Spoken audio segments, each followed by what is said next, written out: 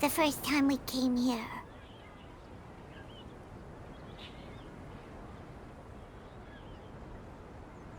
Oh, Paimon remembers! Nahita's consciousness had been trapped by the doctor, but we followed the clues she left behind to help her. So much time has already passed since then, and it seems Sumeru's changing for the better now that Nahita's in charge, right? Paimon just hopes this peace will last a long time, and then Nahita won't have any more new problems to deal with.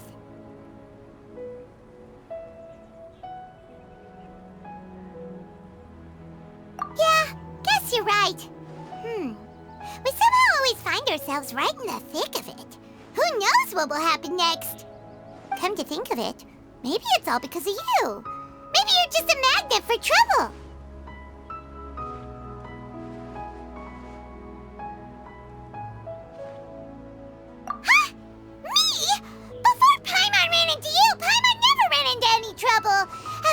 When she was super tired, Paimon got caught in some strange whirlpool and sucked out into sea. And even then, you fished Paimon out! Anyway, for Nahita's sake, maybe we should think about heading to our next destination for now. Ah, look who it is. Running into you in a place like this? I can see you two still love wandering around. Oh, it's Dia! Since when are we just wandering around? We're usually taking care of some serious business, even though it may have nothing to do with our journey. But never mind that. What brings you here? I just finished a commission in the desert for a usual client of mine. Nothing too interesting. Just escorting a shipment of goods. I'm on my way to report back. That's when I saw you two all the way over there, chatting away. What were you two talking about, anyway?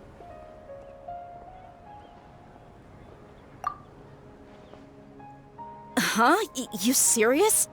Can't say I saw that coming. But you are travelers, after all. I guess you'd never stay for too long in one place. Bumping into you like this will become a rarity. I'm starting to feel sad just thinking about it. Hey, how about I gather a few mercs to escort you two? What do you say? Thanks, but no need. Oh, Paimon had no clue you'd miss us so much. But don't worry, we'll come back to see everyone when we get a chance. Sounds good. All you need to do to get to Fontaine is cross this stretch of desert and navigate some waterways. Knowing you two, I'm sure it won't be anything you can't handle. So, when are you leaving? Oh, wait a sec. Paimon just remembered there are still a few dishes in Sumeru that Paimon hasn't tried yet. Now, where's that list Paimon made?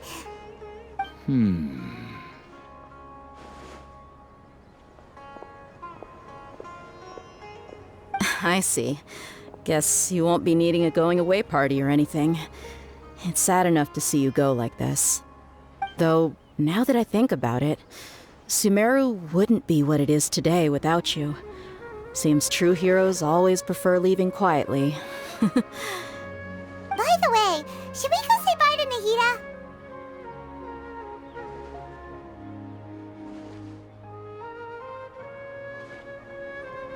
Oh, good point. Then there's no need to bother her in the real world. Then, I guess this is goodbye for now, Traveler in Paimon. Whether as a client or a friend, you're always welcome to come find me. Goodbye, Dia. Bye-bye, Sumeru.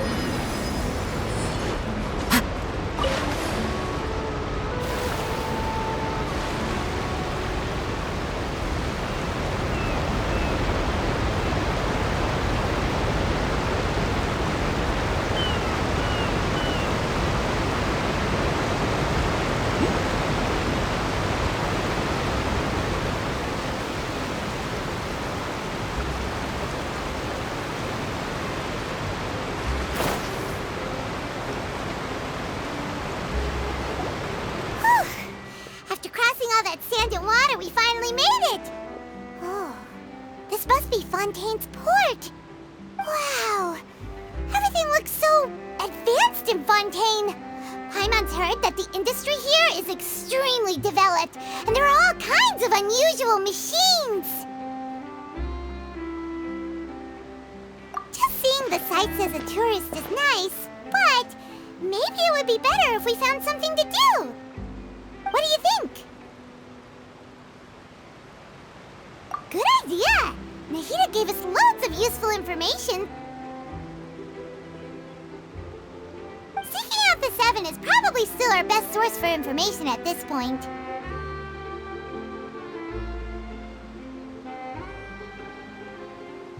Yeah! The more we can learn, the better.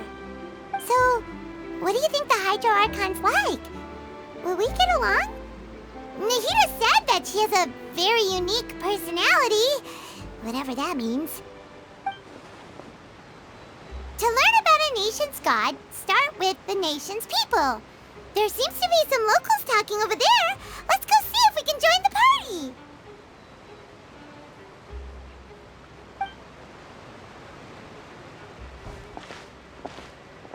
party. If you ask me, it's a tragedy how things ended for him. Clearly, he was a pretty decent person. Yeah, I didn't expect that kind of ending for him. I thought he would at least fight on a little longer for his family. I was expecting a sudden plot twist, but it's a pity that it never happened. Still, his story is quite the tearjerker.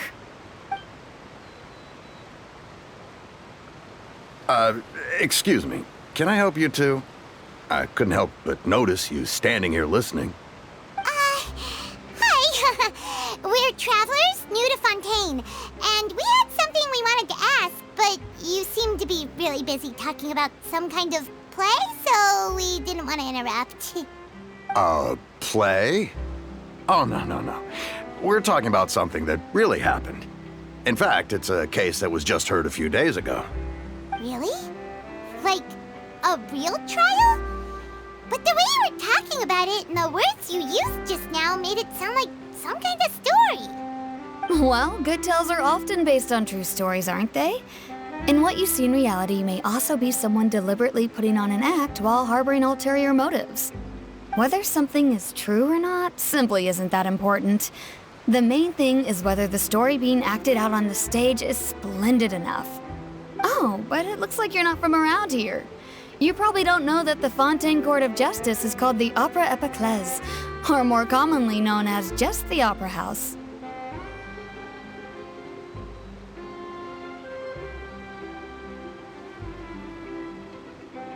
But, shouldn't court cases be treated a little more seriously than that?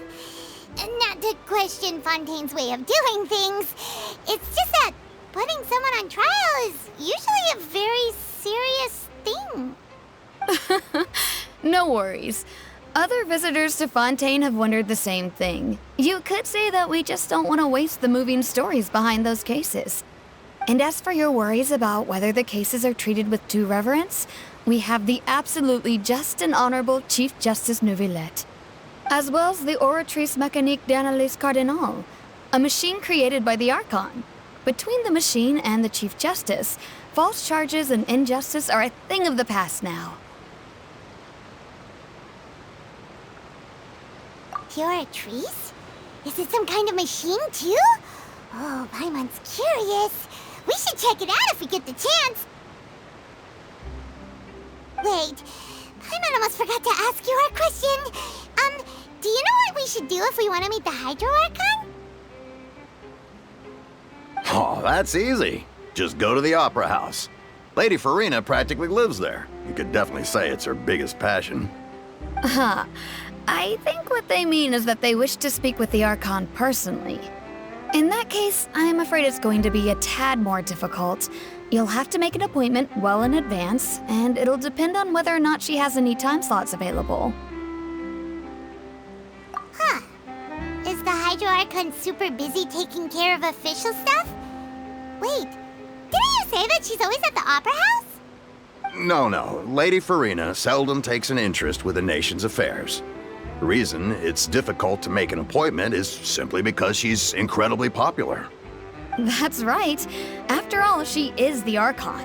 Though she may tend to get a little dramatic from time to time, people can't get enough of her. Huh. First time Paimon's ever heard of an Archon being described that way before. Wait! Paimon gets now! The Hydro Archon is kinda like a big celebrity here, right? Yeah, I suppose you could say that. Perhaps you could even say our mascot. Hang on. This is still Fontaine's Archon you're talking about. You should show some more respect. Yes, you're right. I guess I should at least try to be a little more respectful in front of visitors. Otherwise, I might get arrested and find myself face to face with Monsieur Neuvillette. Come on. Sure, there's a lot of laws here, but nobody's going to be arrested for saying something disrespectful about the Hydro Archon.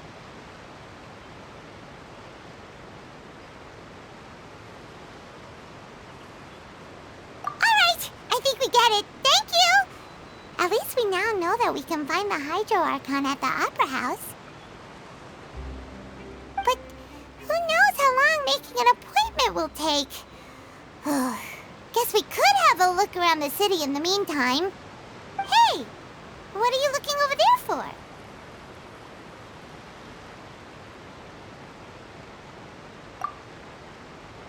Huh. Maybe something's the matter. She isn't going to jump into the water, is she? Maybe we better go check on her.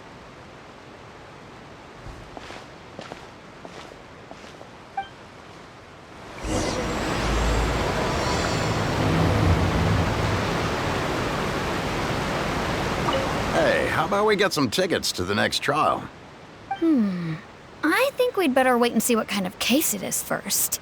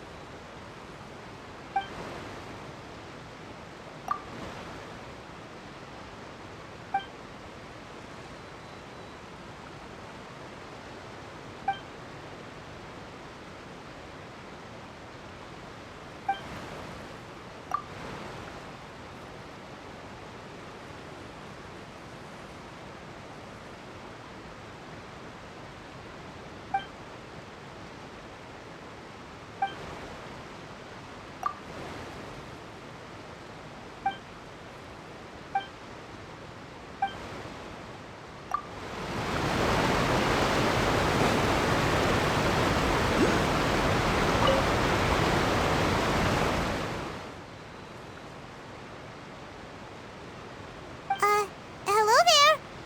Excuse me. Are you alright? Huh?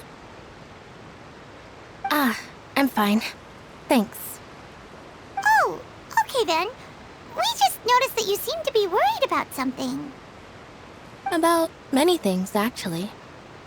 but there's nothing I can do but just keep my troubles to myself. I was just reminiscing about a place my brother and I would play when we were kids. It was just atop that hill over there. See? You're pointing at the sea. Wait, are you saying that you and your brother lived in the water? No, people call the waters around Fontaine a sea. It's actually just an inland lake that's filled with fresh water. And no, I can still see that hill clearly in my memories. Now, it's been completely submerged. He would skip and jump, tossing sand in the wind. The sun shone brightly, and the air was filled with the scent of the sea. But now, the water is gradually swallowing our memories. It won't be long before it swallows us. Sorry. Paimon doesn't really get what you mean. I don't believe we've had the pleasure of meeting. Are you Lynette's new friends? Oh, and you are? Thanks for looking after my sister. She often comes here to reminisce about our childhood, that's all. There's no need for any concern. Allow me to introduce myself. I'm Linny, and this is my sister Lynette. If I had to guess, I'd say you must be travelers from abroad. Nice to meet you. Paimon is Paimon, and this is the Traveler. We just arrived in Fontaine. We were just talking with your sister. Even though we didn't really get what she was saying. I see. It's unusual for Lynette to be so willing to talk with anyone. In fact, she seldom speaks at all. I'm usually the only one she ever talks to. Oh, really? Then you two are just like us! Paimon's always the one talking for some reason.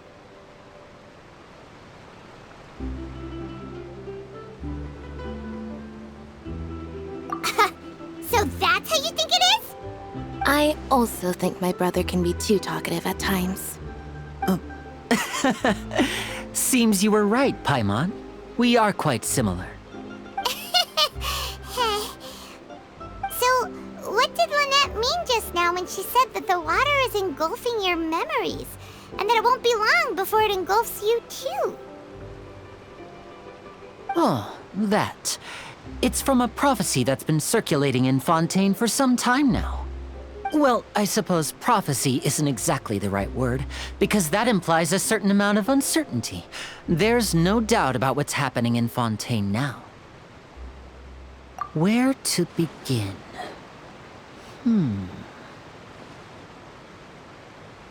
Let's put that question on hold for a moment. We still haven't formally greeted each other yet, have we? Did all the introductions earlier not count? Hello, traveler.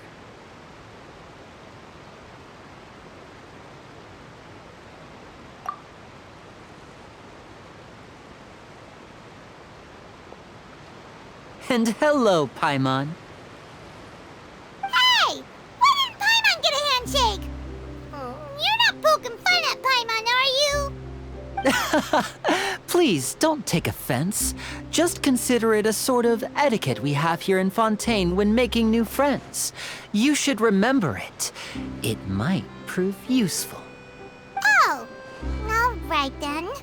Well, Paimon's just happy to have a local friend now. By the way, we were just getting ready to go to the Opera House to meet the Hydro Archon. Would you be able to show us the way? So you're going to see Lady Farina? No problem at all. In fact, I was planning to go to the Opera House later myself. I'll gladly take you once I finish things here. Please follow me.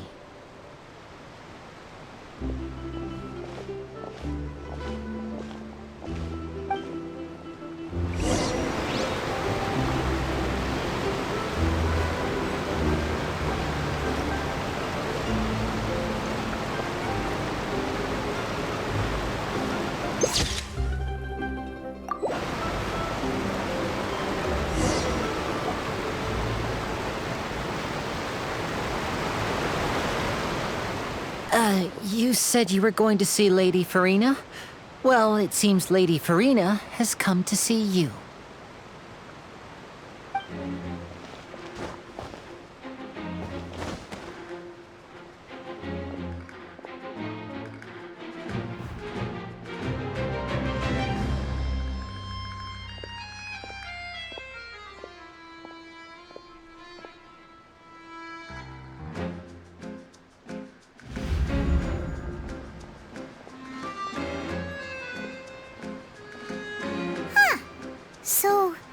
she's the Hydro Archon? But how did she know we were looking for her? My dear people, rich and poor, those with cup in hand and those with nothing at all, raise your glasses in celebration. If you don't have one, then just raise your hand in lieu.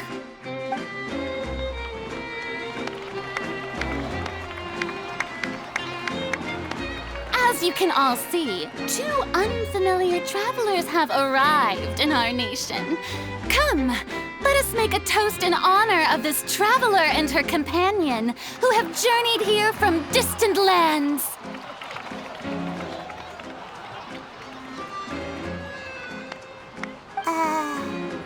Is she talking about us?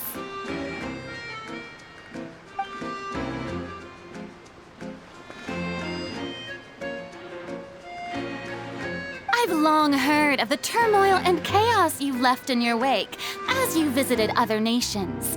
But I welcome you nevertheless. No, I have come to receive you personally. Fear is for insignificant cowards. I am a god, and I will never entertain the notion of such meaningless wariness. You can be rest assured. I see clearly your sincerity. Of course, seeking an audience with me is the most sensible thing to do. It will allow you to truly behold my power and witness my authority. Intelligent people always gather under the correct banner. I, Focalor, hereby welcome you to the nation of Hydro and acknowledge the value and significance of your trip. Now, you may rejoice in this. Yeah, Paimon still can't believe it. Feels like we've only been here for a few minutes. But the Hydro Archon's entrance was, how should Paimon describe it? A little over the top? Miss Hydro Archon? How did you know we were coming? I see. As Outlanders, you inevitably lack even some of the most basic understanding. Don't forget that even the gods can be divided into the mediocre and the excellent. I suppose it's only natural for you to be awestruck by my abilities. You had best stop and consider. Do you really have the noble qualities and etiquette necessary to communicate with a god? All it takes is a flick of my finger for me to know everything about you. Whoa, talk about sounding high and mighty. Oh? What's with these looks? Perhaps the welcoming ceremony still isn't enough? What else should I say then? Is she waiting for us to start talking? Wow, I didn't expect to see Lady Farina here. What a surprise! Wait, does this mean they're the legendary blonde traveler? How did I not notice before? Hey, what's all the commotion? Oh, is that Lady Farina? Is there some kind of drama going on? Of course. That's the blonde traveler, the one all those stories are about. Lady Farina came here to personally see her. Oh, I bet this is going to be the duel of the century. Ooh, I've got to see this. I knew Lady Farina would never disappoint.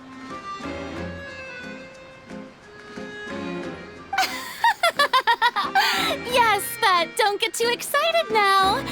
My dear believers and spectators alike tend to get quite rowdy, and despite the noise, I've come to tolerate all their ruckus. You may consider this my reward to all of you. I have determined that there will be an epic duel between myself and this traveler from another land, just as you were hoping to see. Now she wants to fight? Aren't we getting a little ahead of ourselves?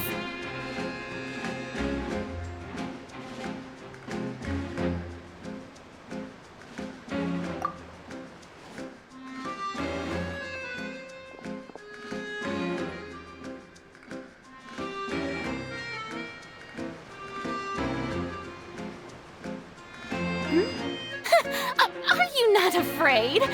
Might I remind you that this is a duel against the divine? What are you trying to do, Traveler? Provoking a god in front of her people? Stand down, Clorend.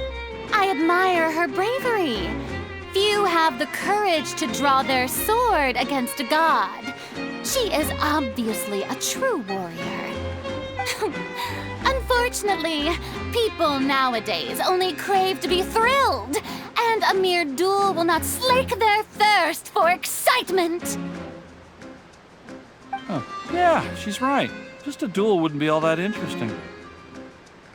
On Araneus, criminals are always requesting duels to defend their honor. They're getting a bit old, to tell the truth. You see. Then, as the god of justice, I shall face this traveler in another kind of duel. A duel in court! All right! Now that'll be worth seeing! Right. This is Fontaine, after all. Such a grand opera house. It would be a pity not to use it. Why do you care so much about the crowd's reactions? Seems you've spent a little too much time in the opera house. Besides, how exactly do you plan to have a duel in court? You mean you're going to put us on trial?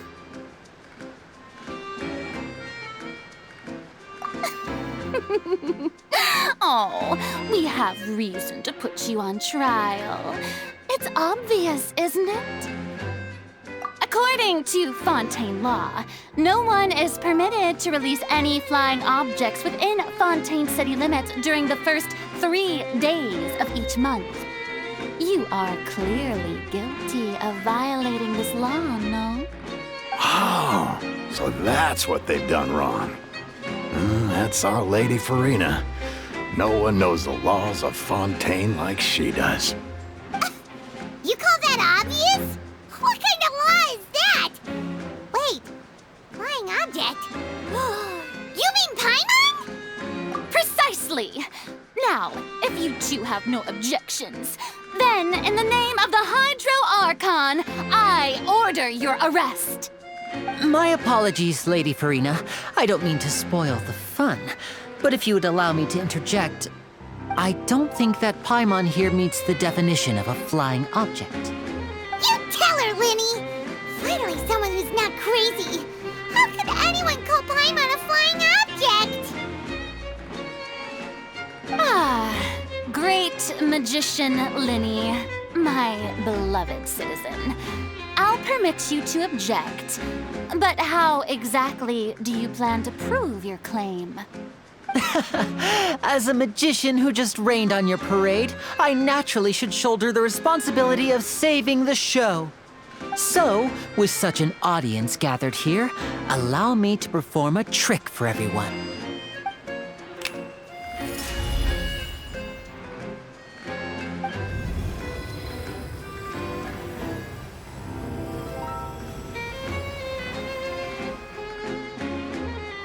Ta-da!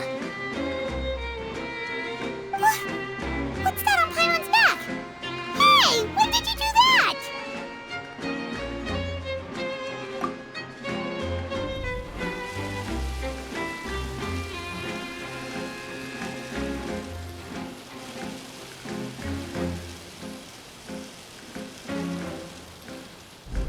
There.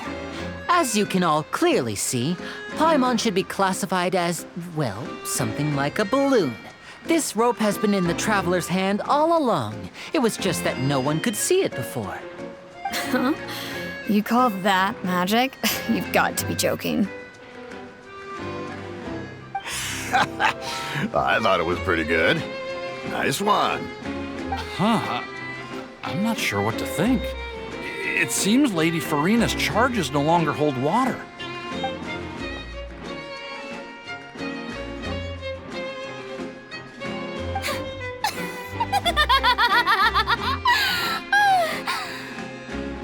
Amusing. Very amusing, Linny. Just the sort of unexpected twist that I enjoy. With you here, today's performance can finally be called complete. Performance? You see all this as a performance? In which case, consider the matter of your trial resolved. The god of justice will not bring charges against an innocent person. But when there are valid grounds, I will not only judge travelers from abroad, but even the gods of other lands. I look forward to seeing your upcoming performance at the Opera House, Mr. Linny and Miss Lynette. That's enough for now. Toodaloo!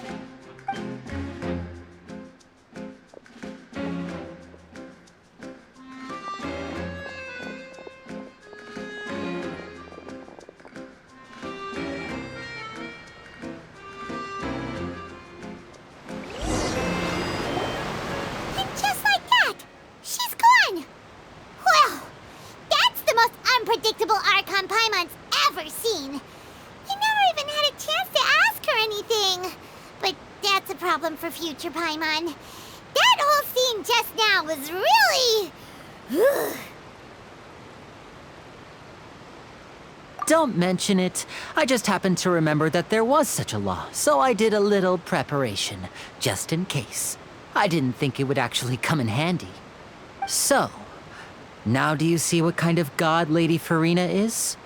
She can be a bit confusing at times, but she is still amenable to reason. Anyway, Paimon had no idea you were a magician, Linny. It sounded like you'll be performing at the Opera House, right? I just know a few simple tricks I use to make a living. Lynette is my assistant.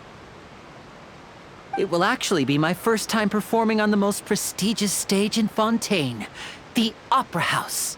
But isn't the Opera House where criminal trials are held in Fontaine?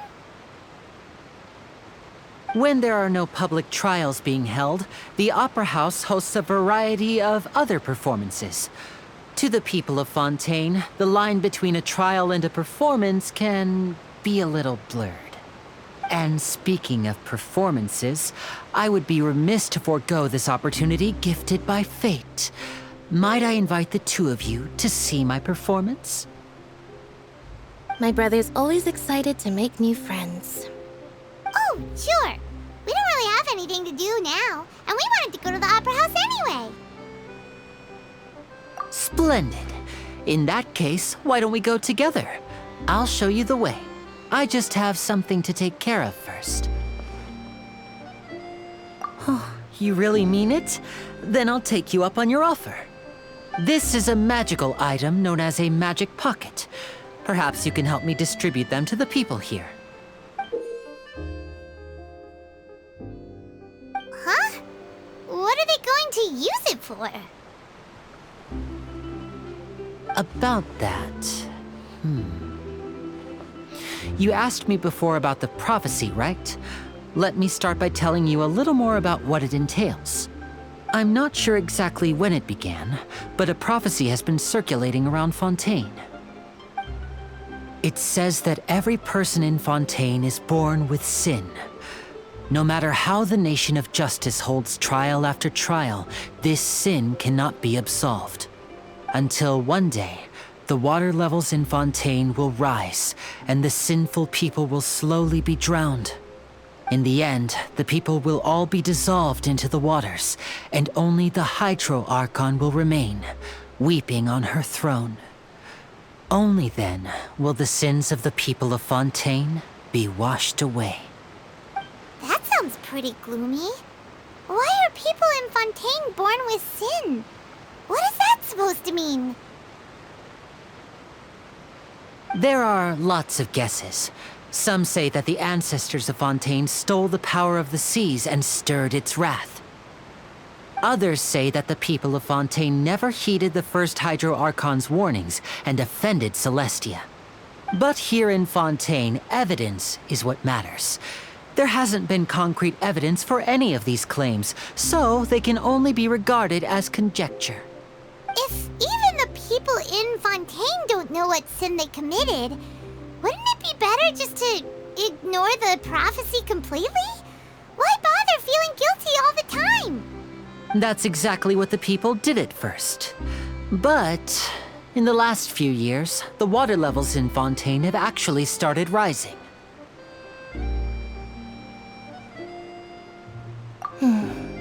Many places have already been completely submerged, and now lie beneath the sea. Many people carry on with their lives as before and shrug it off as a natural phenomenon. But my family and I think that the people of Fontaine shouldn't ignore the possibility, which would end up sentencing them to death. We hope that at least the people who reside near the waterfront can move away before it's too late. So, we've started distributing magic pockets to them. As a magical item, these magic pockets have astonishing capacity. I'm sure they will come in handy when people are moving their belongings. Oh, Paimon gets it! It's like preparing for a rainy day! But this is more than a bit of rain. Perhaps only absolute power could ever contend with such a catastrophe. But who knows? We're just tiny specks in the grand scheme of things. Now, if you'd like to help, then please give these magic pockets to anyone nearby. Be sure to convince them to take it, regardless of what they say.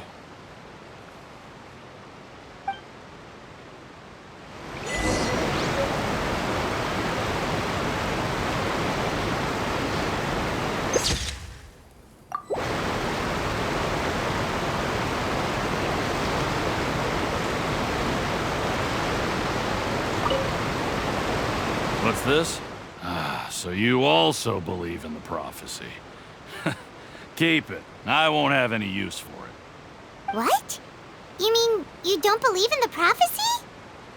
No, I believe in the prophecy. But I also believe in another story. The story says that people once lived in the ocean.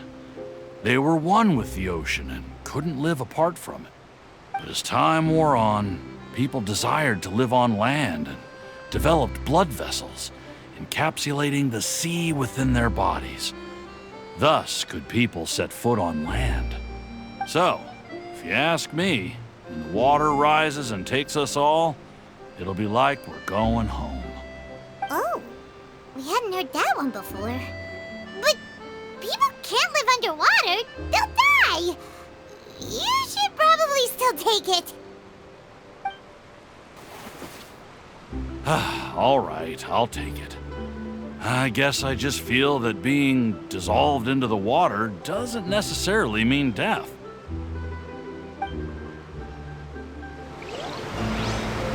What do you think? Pretty interesting story, huh?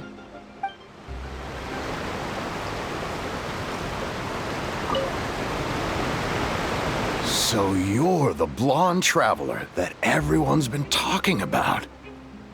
My apologies for not recognizing you earlier. Oh, a magic pocket? Seems you really thought of everything. I guess it's better to prepare for the worst and hope for the best. Thanks. Please, also thank the magician on my behalf when you get the chance. But where would I move to? Snezhnaya? Liyue?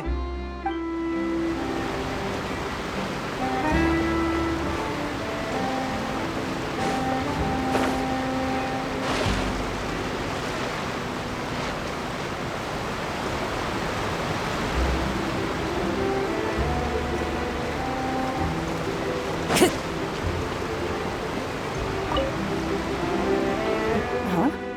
I don't want that thing. Way I see it, if the prophecy's true, it's still gonna be a long time before the water can cover everything. Life is all about living in the moment. What use is there in worrying about the future all the time? We'll cross that bridge when we get to it. You should still take it. You never know when it'll come in handy. Oh, all right, fine. Thanks. It's just that if I start moving, that means I've already given up on the life I have now. I'd really rather not.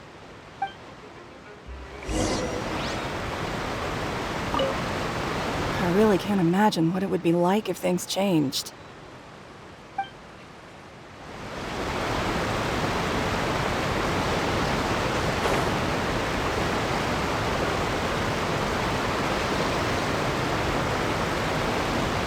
Oh? You already handed out all of the magic pockets?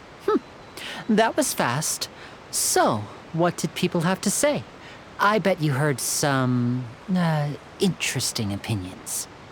Yes, but that will change once disaster strikes. I know they'll change their minds, so it's only right to help them prepare.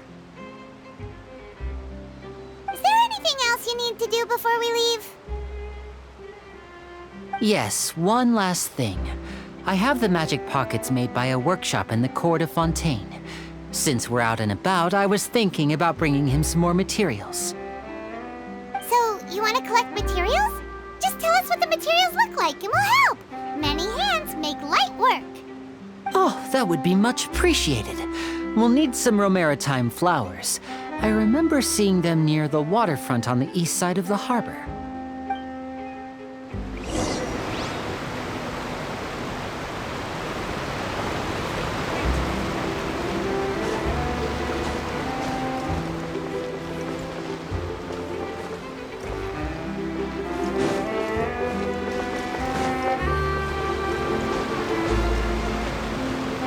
Time to go.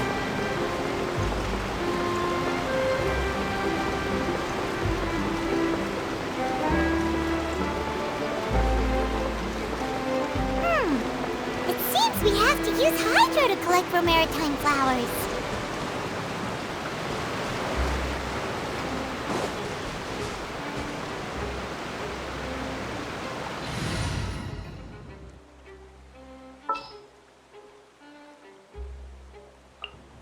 Chivalry will never die.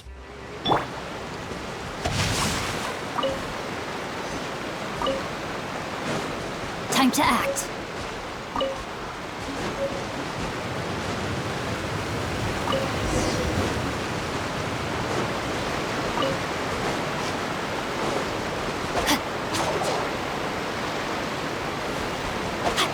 Rain outlines your fate.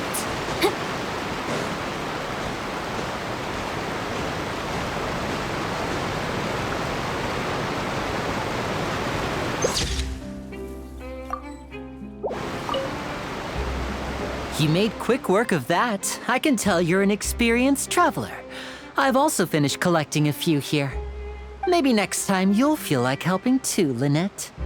No way. I'm in power-saving mode today. Otherwise, I fear I may not have any energy left for the performance at the Opera House. Fine. Though the performance is still a long way off. Now that we're finished here, we should get ready to head back to the Court of Fontaine. So, we're going to the Court of Fontaine before we head to the Opera House? Good. Paimon wants a tour of Fontaine's largest city and try...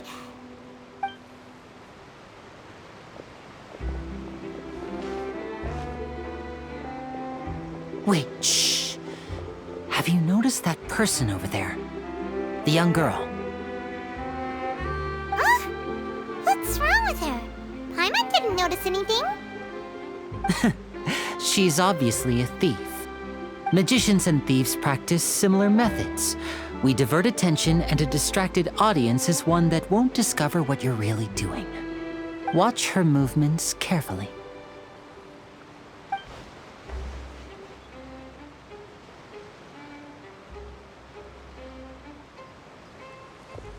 Oh, he's right!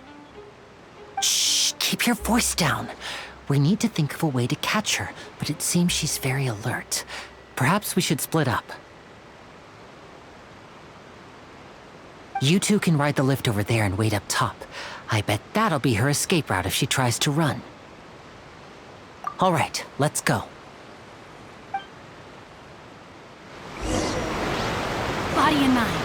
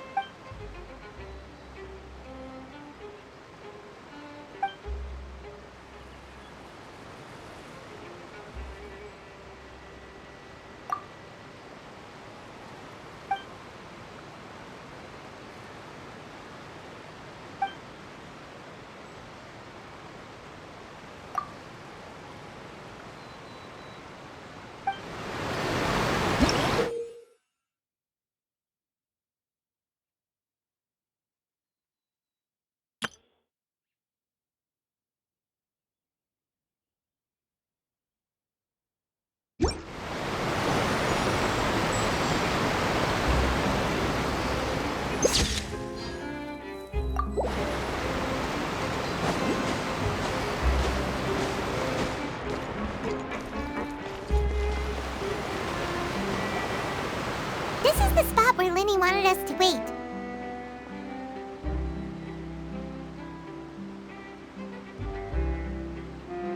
Oh, look! Isn't that her?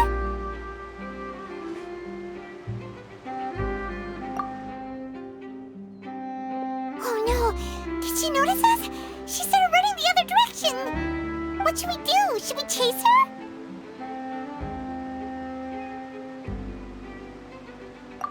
You're right.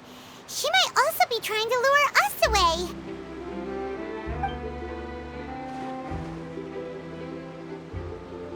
Nothing's happened for a while now. Paimon wonders if Linny caught the thief. Yeah, let's go.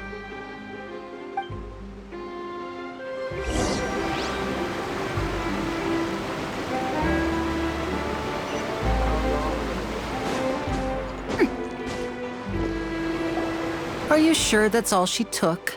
You should check to make sure you're not missing anything else. No, that was all. Oh, I can't thank you enough. I didn't notice a thing earlier.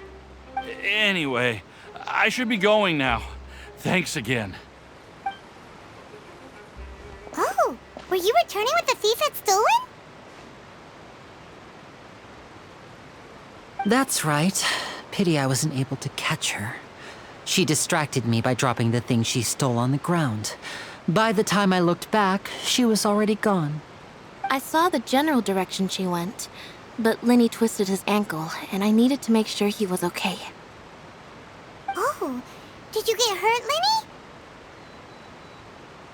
I'll be all right. It's just a twisted ankle, that's all. In fact, it's feeling better already. If you want to play at being a hero, at least try not to get hurt doing it. Imagine what would happen if you managed to derail our performance as a result. You're right. Sorry, Lynette. I have to admit that the thief was even more skilled than I had anticipated. But at least we were able to get the stolen items back, so it wasn't a complete failure. What a slippery little thief! Guess things turned out all right in the end, though. Linny's initiative paid off!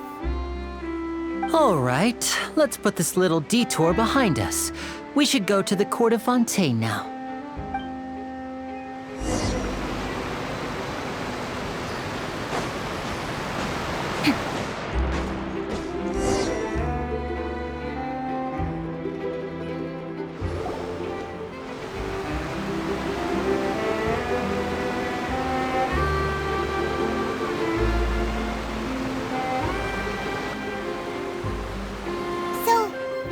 This thing to go into the city? What an ingenious way to get around! People in Fontaine really know how to use water! This is an aqua bus. It allows people to travel between several key locations around Fontaine. It's pretty convenient, but the ride can become a little dull after a while. The scenery is always the same. That's why it's better to travel with friends. So you mean it's still boring even when I'm riding with you? No, that's not what I meant. It's just that, well, you don't really talk that much. Besides, it doesn't really feel like a real trip when it's just the two of us. It's the same as being at home. Whatever. Guess that's what it's like to be an older brother. It's about time for us to leave. Let's get on board.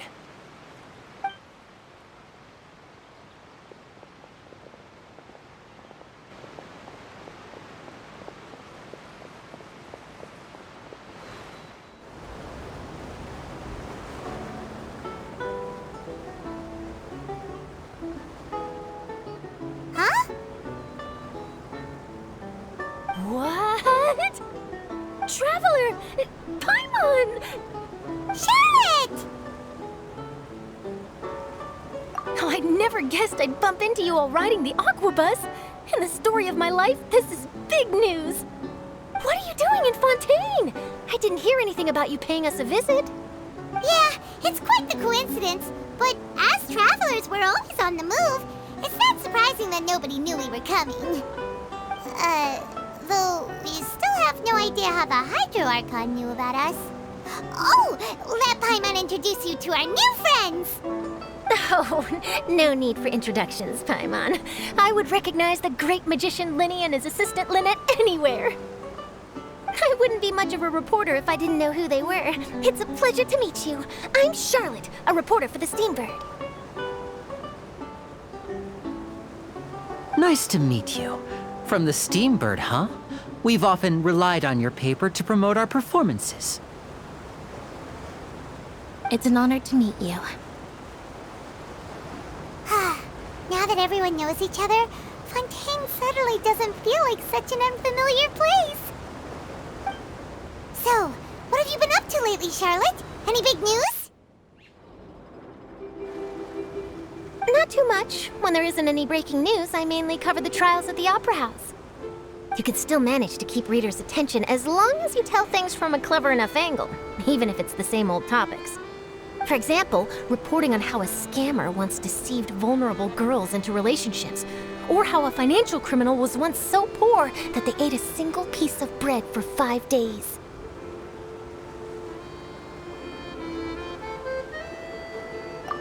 You're right. Seems you know me pretty well. What I'm really after is exclusive, sensational news pieces that could shake the country. These smaller stories are a waste of my talents. Oh, I just remembered. I've been following a case lately. Well, a series of cases, actually. You mean the serial disappearances of young women case? That's right. These stories are the talk of the town right now, and it's probably the most mysterious case we've ever seen. If I'm the first with a draft ready to publish when the case is finally cracked, and it's the headline story in the Steambird, oh, when that happens, I bet all the other reporters will shed tears of envy. I've already gathered all kinds of materials. I just can't wait for the truth to be revealed. So, what is the serial disappearances of young women case? You mean the culprit hasn't been found?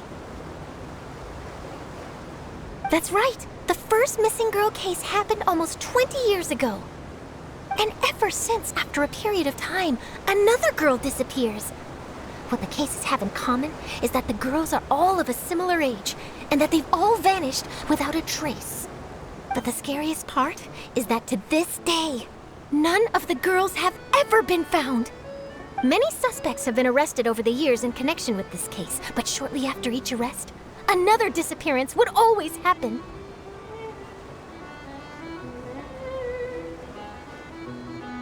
Yes, it's possible. But either way, I believe that every case has some precise truth behind it, waiting to be exposed. Yes, I agree. And at the very least, the family of those missing girls deserves some sort of explanation. I just imagined for a second what I would do if Lynette were to suddenly disappear. I'd pay any price to get her back, and then find a way to track down the culprit. Please don't imagine that, Linny.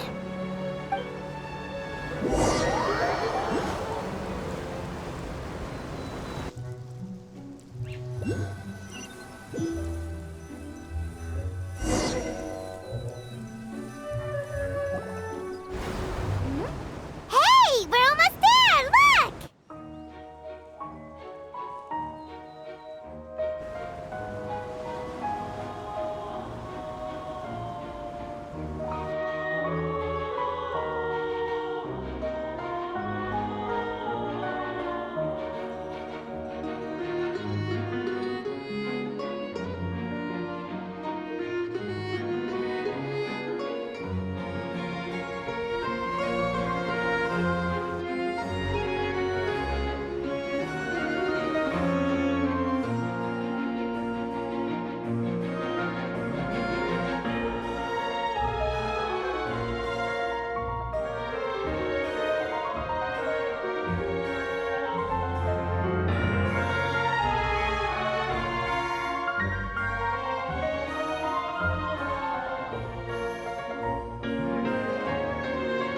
Well, I really enjoyed chatting with you. Life should be full of pleasant little surprises like this. Yeah, us as well. The ride went by too quickly. I have an interview to get to. I should get going before I'm late. Okay, Paimon hopes we can chat again soon, Charlotte. See ya! Bye now. Oh, be sure to stop by and see me at the Steambird when you have time. What a tough job. Always running around and interviewing everyone. Well, where should we go now? If you don't mind, how about we stop by my home first? Besides, I still have all the materials we collected. Sure, we wouldn't mind at all. This city is so huge, Paimon wouldn't know where to start anyway.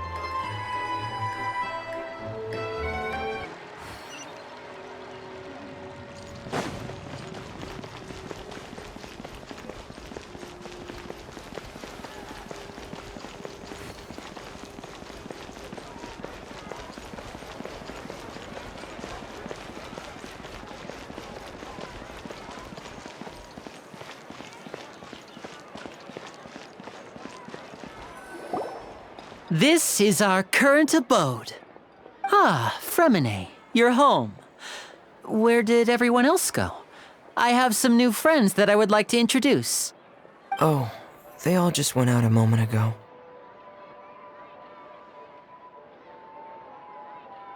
I see. Everyone is getting busier now that Father will be returning soon. I suppose that can't be helped. Allow me to introduce you to my little brother, Fremine. He is a phenomenal diver. Hello. Nice to meet you! Paimon is Paimon, and this is the Traveler! Oh, you sound very proud to have a diver as a brother, Linny.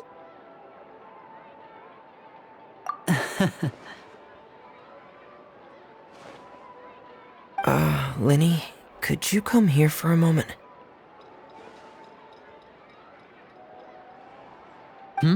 What is it, Fremine? Do you have something to tell me?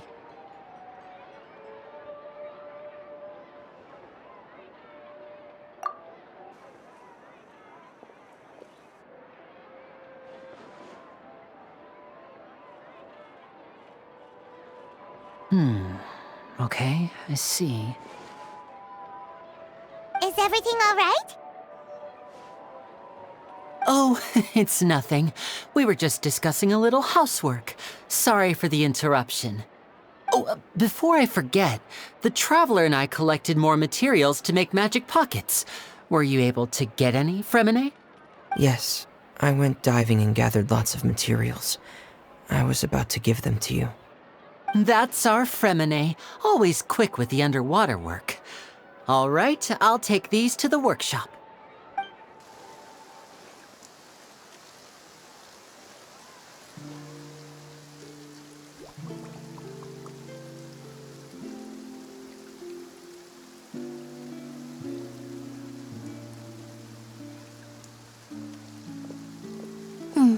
Looks like rain. Oh, you're right. But wasn't it clear and sunny just a moment ago? Fontaine's weather sure is weird. I'm afraid that's just how it is here. It often rains on days where there are trials being held in the Opera House, but don't worry, it'll clear up soon enough. What's wrong, Fremine? There's a legend about the rain that I tend to believe. It's said that a dragon of water once resided in Fontaine. Though we don't know where the dragon went, every time it weeps, the skies will cloud up and pour out rain.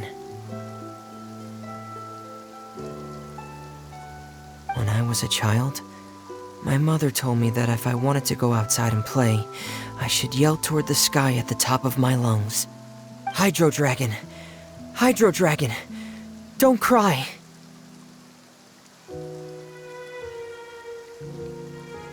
If it's an elemental dragon, then having the power to make it rain wouldn't be very unusual. Let Paimon try something. Hydro Dragon, don't cry!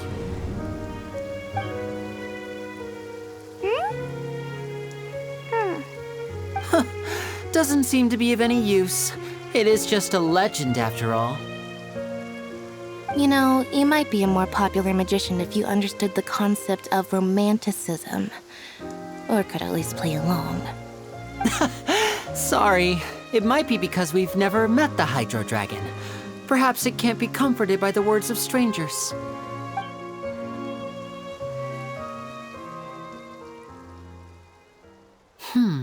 It rained for longer than I suspected. Oh, it's already getting late. Was there something you needed to do, Linny? Yeah, some preparations for the show at the Opera House. I need to find a way to catch the last aqua bus of the day. On the day of the performance, just ride the aqua bus to the island of Araneus. I'll have Lynette meet you at the fountain in front of the Opera House. Oh, are you leaving now? What is it, Fremine? I'm in a hurry. Oh, I get it. You feel nervous delivering the materials for the magic pockets, is that it? Perhaps we could trouble the Traveler to help us take these materials to the Beaumont workshop and deliver them to the owner there? I'm afraid that Fremine can be quite introverted, and the boss there tends to be pretty talkative. Fremine has always been a little afraid of her. No trouble at all! Don't worry, we're on the case! Sorry for the inconvenience. I'm quite useless when it comes to such tasks. I'll think of a way to make it up to you. Oh, no need! This will be a walk in the park for us!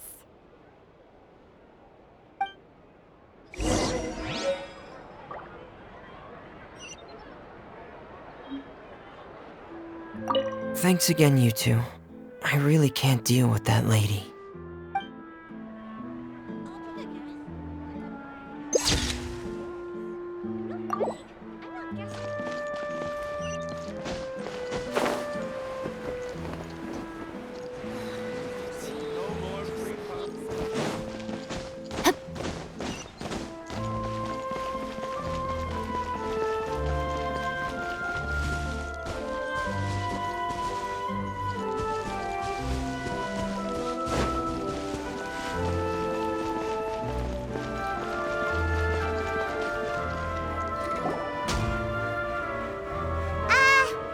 Hello? Is there anyone here? Oh, hello there. New customers? Looking to buy, or do you need something made? Or perhaps you're just looking for a chat with me. Oh no, we're just here to deliver some materials. Here they are. They're for making... what were they called again? Ah, these must be for magic pockets. I could tell right away. I've already made several orders worth now. No need. They've already prepaid several batches worth. When they told me what they'd be using them for, I even offered them a discount. But they insisted on paying the full amount, saying that I had a business to run. It seems both their hearts and their pockets are made of gold. Whoa. So, is Linny actually loaded? I can't say for sure, but who knows? Maybe there's good money to be made being a magician in Fontaine. Hey! Is this machine what you use to make stuff here? It looks really advanced. Why use your hands when a machine can do the work? It would be a waste not to use the latest technology, and wasting is a kind of crime. But where does a big machine like that get its power from? Well, it's a little complicated. I'm not sure I can put it in layman's terms for you. But basically, everything we usually use here in the city is powered by indemnitium. It's a type of energy that's produced from trials. Huh? How can trials produce energy? Well, I'm not completely sure of all the details myself, but basically, when a trial is in session, the Oratrice Mécanique d'Analyse Cardinale harvests people's belief in justice and converts it into energy to be used all around Fontaine.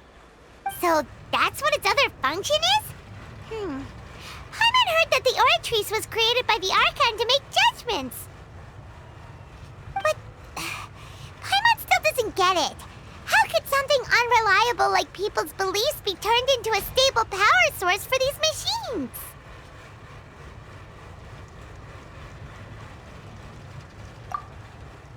Oh, yeah! So that means the Hydro Archon relies on the machine to take the energy created by belief and turn it into power for all of Fontaine, right? Even though I've never heard anyone really put it that way before, it sounds like it makes sense. Besides indemnitium, we have another type of energy called pneumosia.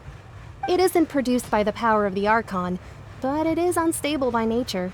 Even now, it still cannot be widely used by civilians. I thought I'd find you hard at work, but here you are chatting the day away. Since you're already talking, I'm sure you wouldn't mind a few words with me. You again? Didn't I already promise you that I'd have the more I owe to Confrérie of Cabriere by next month? Why are you hounding me now? Yeah, but how do we know that you won't go running off by the end of this month? I want 50% today. Wait, no, 70%. Huh? You... Seems business isn't so great for the workshop. We've already finished our job and delivered the materials. Maybe now's a good time to leave?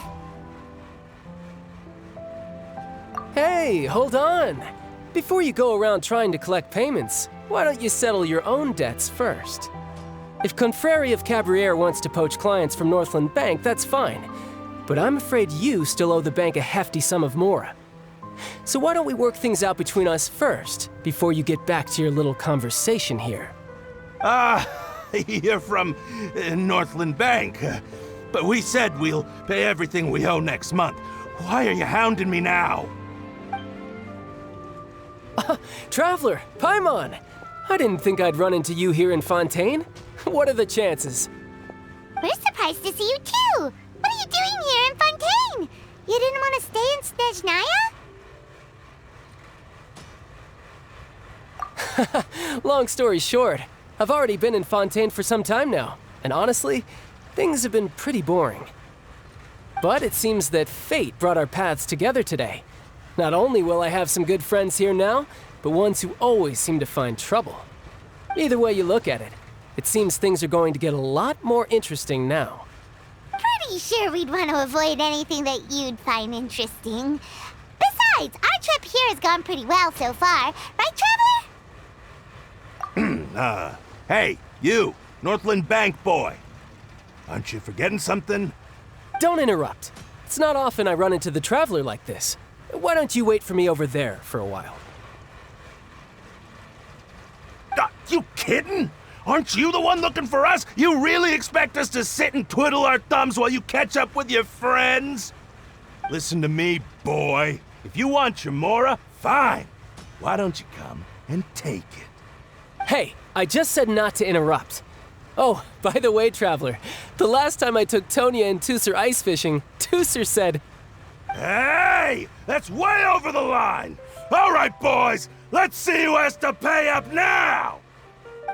Can you at least let me finish one sentence? Fine. Though the bank told me not to get rough with our clients. You're the ones who started it. This is an act of self-defense. You two will have to be my witnesses, okay?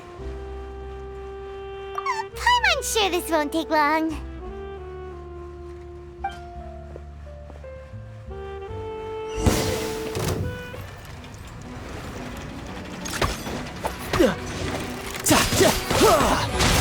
No touch.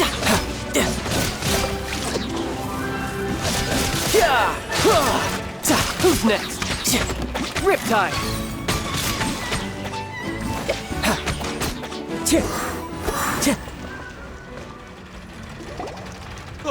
What's your deal, Brad? How are you so strong if you're just a staffer from Snezhnaya's Northland Bank?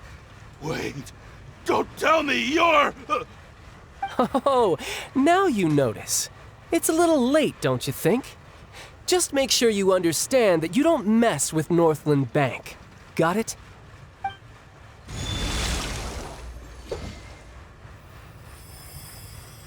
Huh? Now's my chance!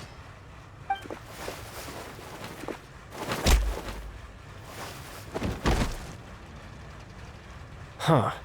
That was weird.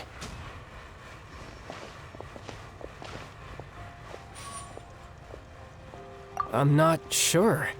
It's as if I suddenly lost control of my hydro powers when I needed them. Maybe there's something wrong with my vision? Strange. How could that happen? First time Paimon's ever heard of someone losing control of their vision. Never mind. It doesn't matter. If I want to stay sharp, I shouldn't be relying too much on my vision anyway. Besides, I always have my delusion in case I need it.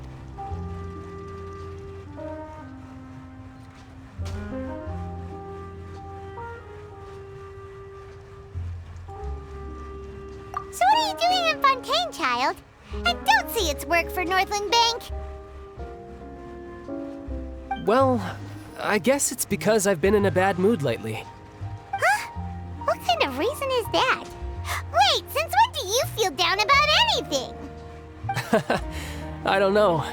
Maybe I still have a lot to learn about myself. But recently, there seems to be some sort of restless power stirring inside of me. And I don't know why, but every now and then I feel like I'm in a terrible mood. Maybe you losing control of your vision just now is connected with that power you're feeling inside. That is a possibility.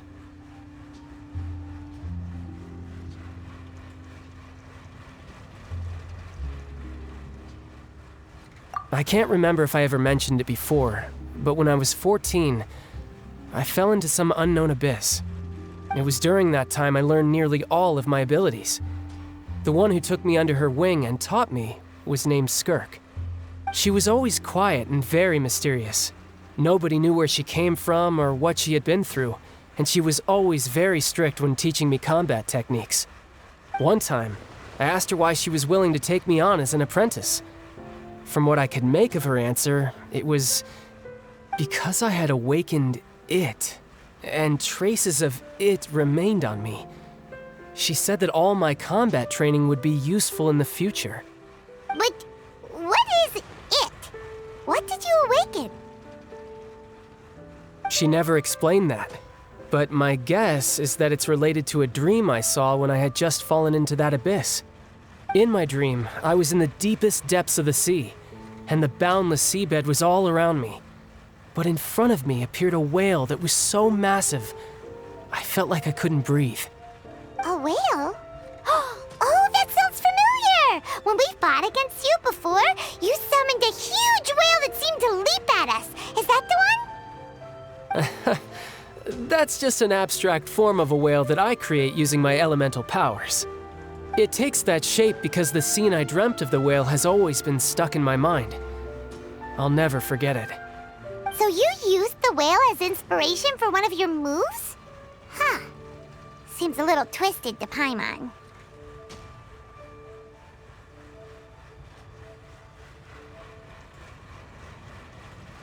So why don't you just go ask your master? Maybe she knows the answer. You make it sound so easy.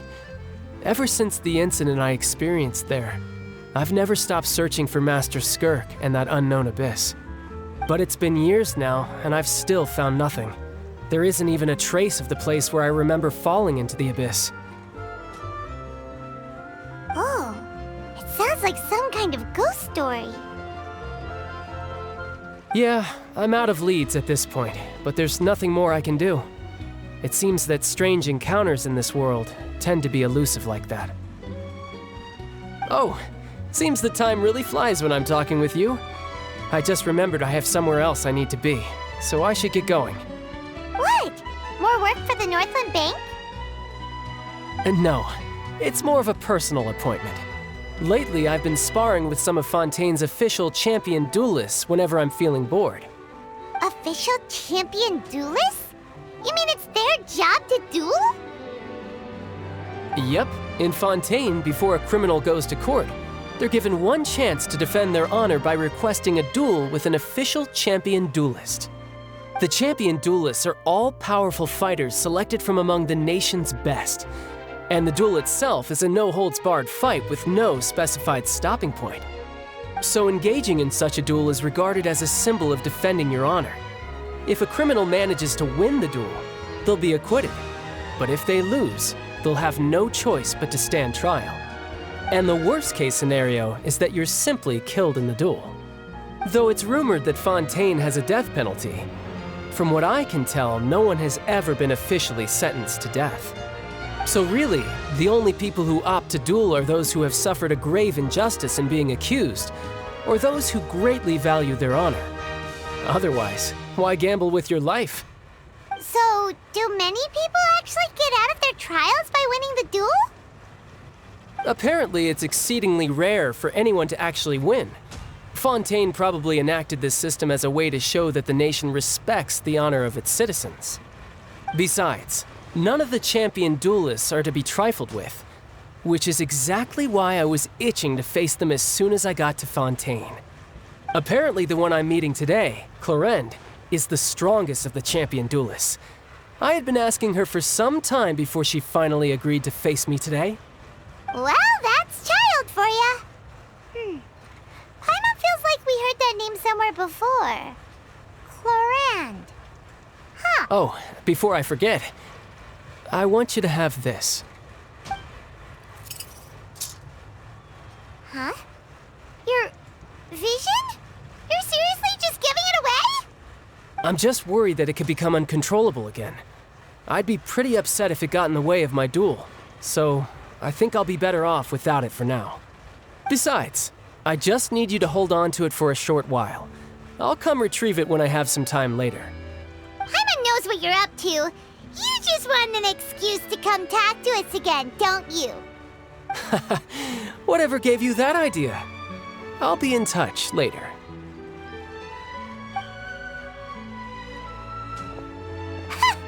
That sneaky guy. He said he's been feeling down lately, but he seemed the same as ever to Paimon. Well, seems we don't have much to do for now. We might as well walk around and see the city before Lenny's performance.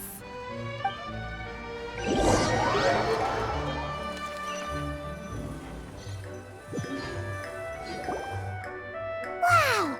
Who could have seen that coming? The reporter who was barely around for most of the story was the murderer all along!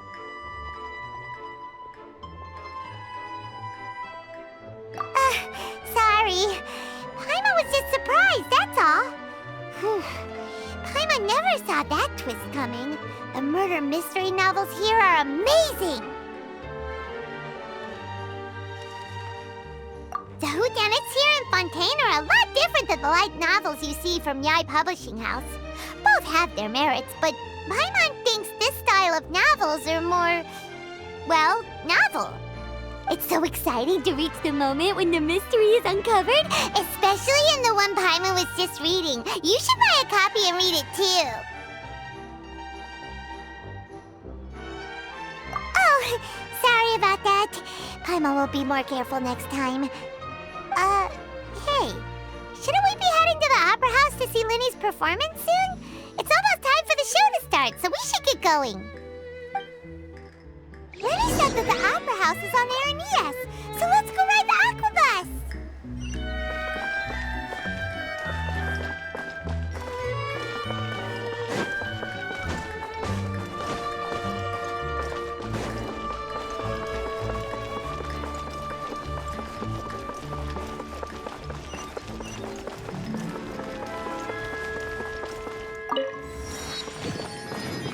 Time to go.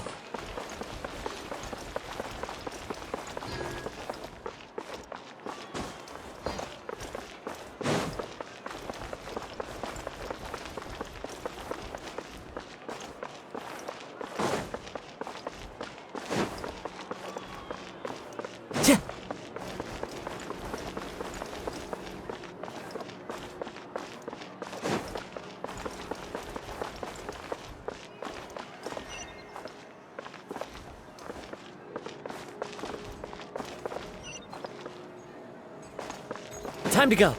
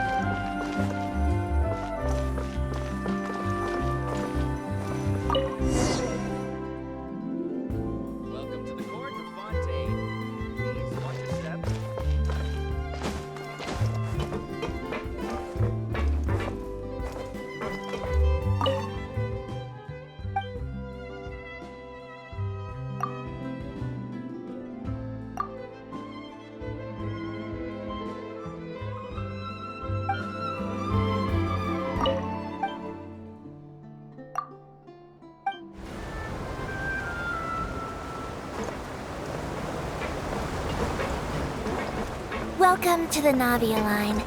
I am Elfan. The boat will be departing imminently. Please do not stick your head, hands, or other body parts outside the boat.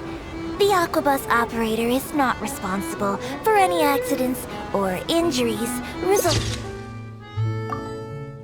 from doing so. Also, please remember to buy the Steambird, though I don't read it myself. The destination of the current tour is Arenias. Points of interest worth visiting include the Fountain of Lucine and the Opera Epiclese. If you look to the left in the direction we are currently traveling, you will see the famous Fontaine Research Institute up in the sky. An experiment gone wrong turned new sightseeing opportunity.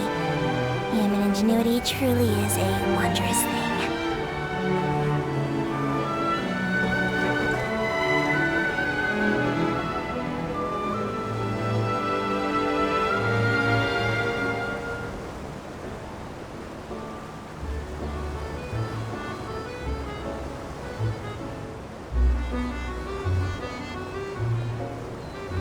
Approaching our final destination. Please be sure to bring all your personal belongings with you as you disembark. Even though I will take any forgotten items to the lost and found, the paperwork is rather annoying, as Melusine hands are not suitable for grasping pens. Please be careful when disembarking. It has been my honor to be your tour guide this trip. Thank you.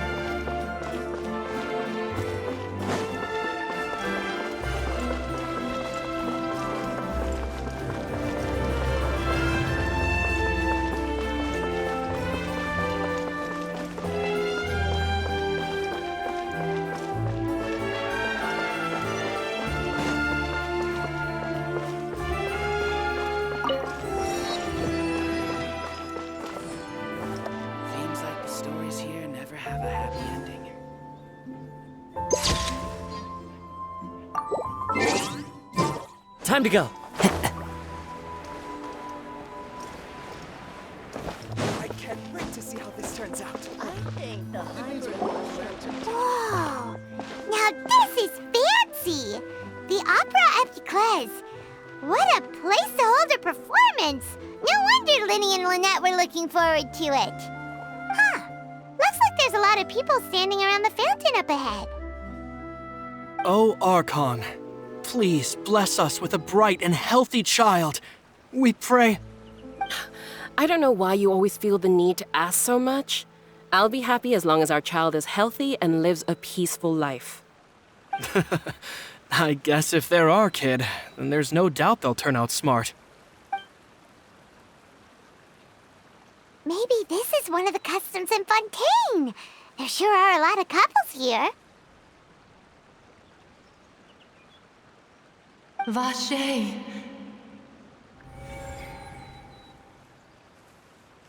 What's wrong? Vache. Vache.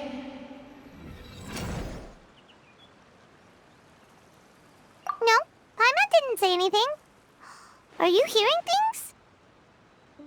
Welcome to the Fountain of Lucine. All the water flowing through Fontaine converges here. It's customary for newlyweds to come here and wish for children. Ah! Lynette! You scared Paimon! Why did you get here? Lenny asked me to wait here for you, remember? Ah, right.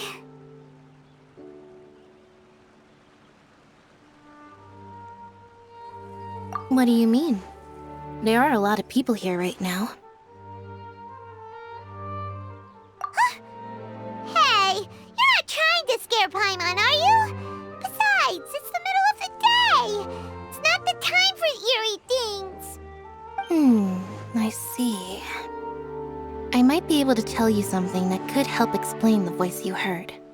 In fact, you might not be imagining things at all. I suspect that what you heard is a result of your hypersensitivity to the hydro element. Others in my family have had similar experiences. It's because of her sensitivity to the hydro element? But what would hearing a voice have to do with elemental power? When do you cry, Paimon? Wait, what? What does that have to do with anything? Just answer me. When do you cry?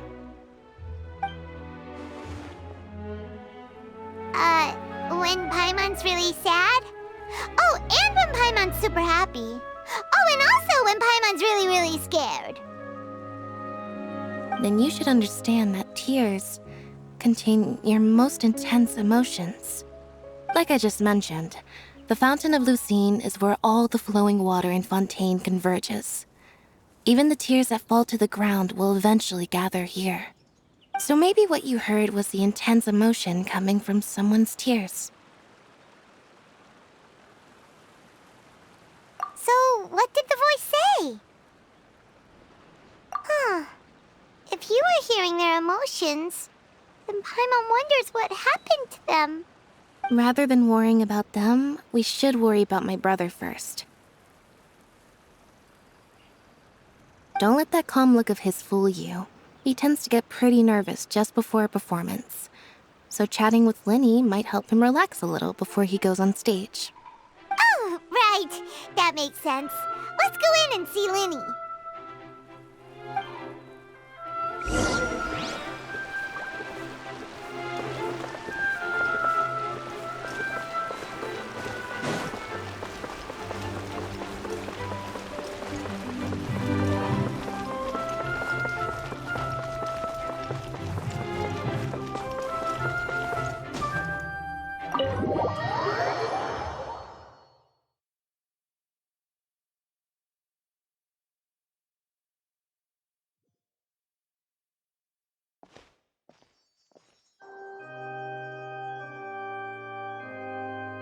Traveler and Paimon, good to see you. I knew you two would come. Are you kidding? We wouldn't miss it for the world. We've been looking forward to it. I can tell, judging by how early you've arrived. But you're actually right on time. The audience still hasn't started entering the venue yet, which means now is the perfect chance for us to take you to the best seats in the house.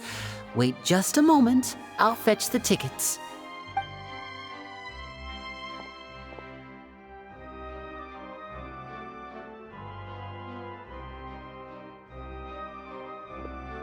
The Opera House has assigned seating, so you always have to make reservations.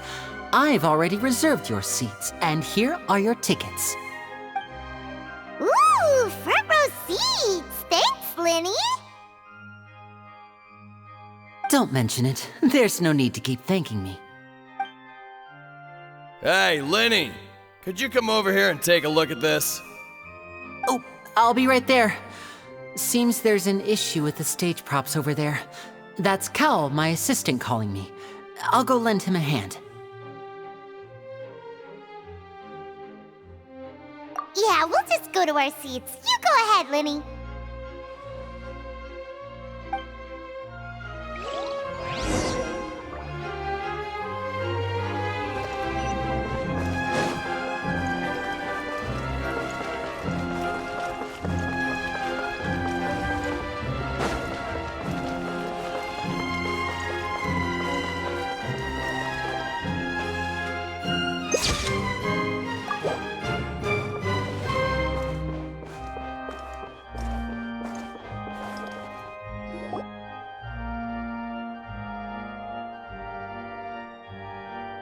Oh, these should be our seats. Come on, let's sit down.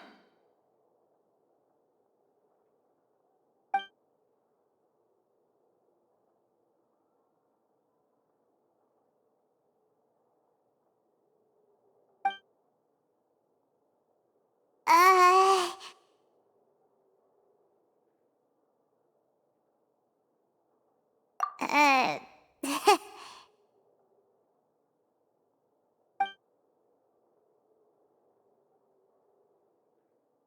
Hey, Traveler, maybe we should strike up a conversation with the person next to us. Since we're sitting together and the rest of the place is practically empty still, it's kinda awkward if we don't say anything. Oh, you little...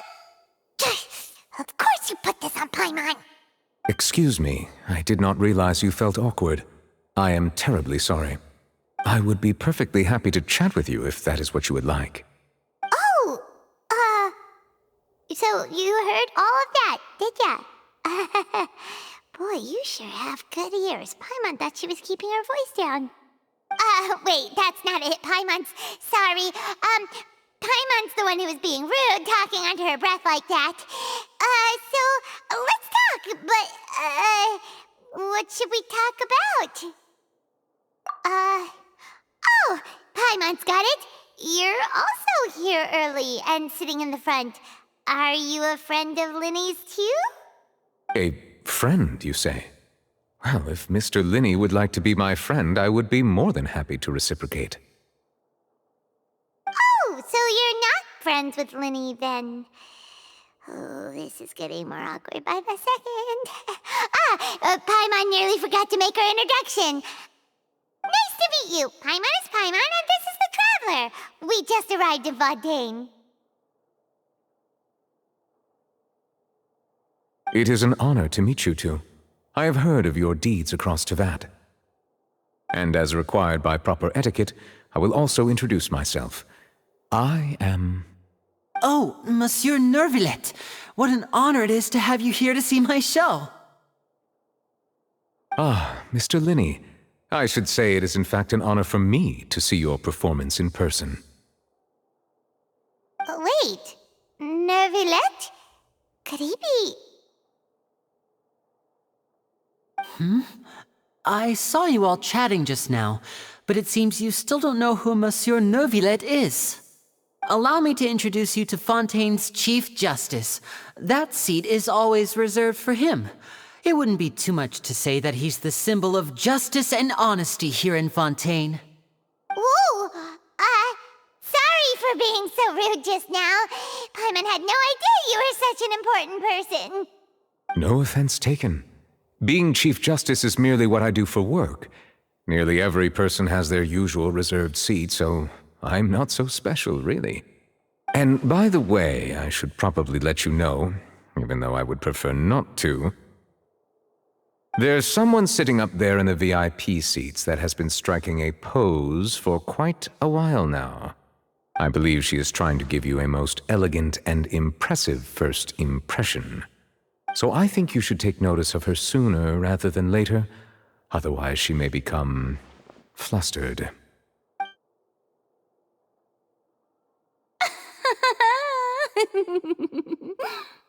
Huh? Oh, it's Farina, the Hydro Archon. Huh. She sure has a smug and satisfied look on her face. Guess she has no idea that you saw right through her act. Very good. That is for the best. No need to pay her any more attention. We may now enjoy the show. Huh? So is this what things are like between the Chief Justice and the Hydro Archon? All right, please wait just a moment longer. I've pretty much finished my preparations, and the performance will start as soon as the audience has made their way to their seats. Yay! The show's finally about to start! Paimon can hardly wait! Paimon's never seen a real live magic show before!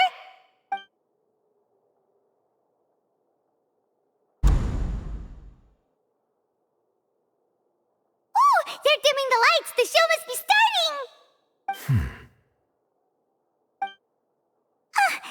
Sorry. Paimon will try to stay quiet.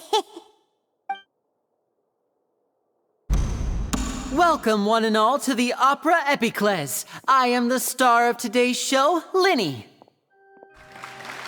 And over here is my sister, Lynette, who will be working as my wonderful assistant.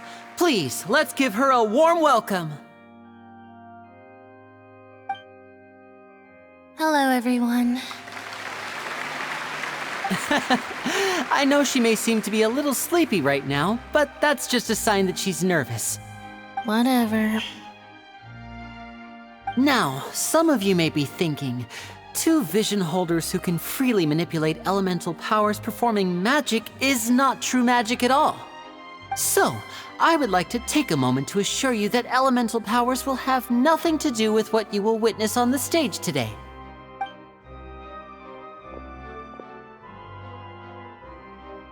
Both Lynette and myself have removed our visions for the show. That way, even the gods won't be able to help us. Oh, good point.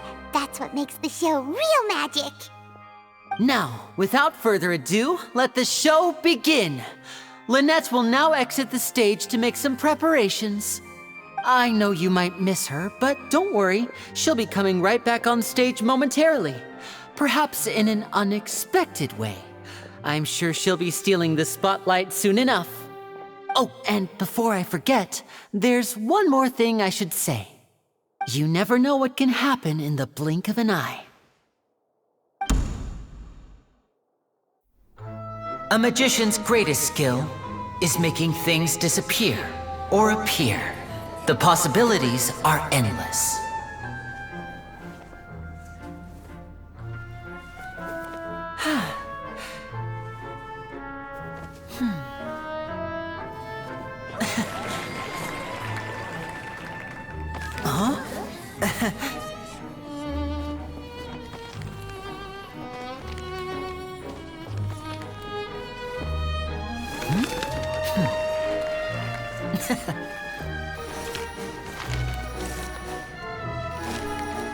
But this isn't what you came for. These little tricks, you've seen them all before.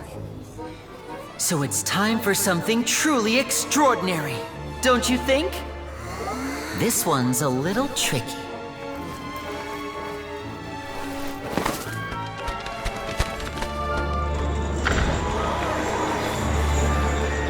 Using this water tank, I shall make my sister vanish completely, right before your very eyes.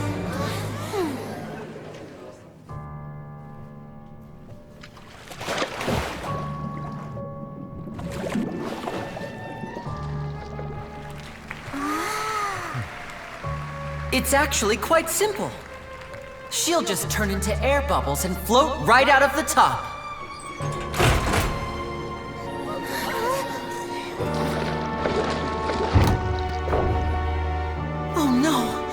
I told them to check all the props carefully. With the lid on, even air can't escape. An amateur magician would be getting very nervous right around now. Luckily, it's me on stage, so let me show you what a true virtuoso can do.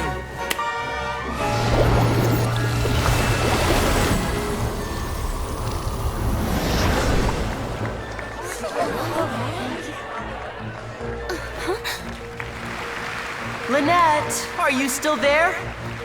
Don't go too far. We don't want to use up all our magic. Hi, I'm back. Uh-huh.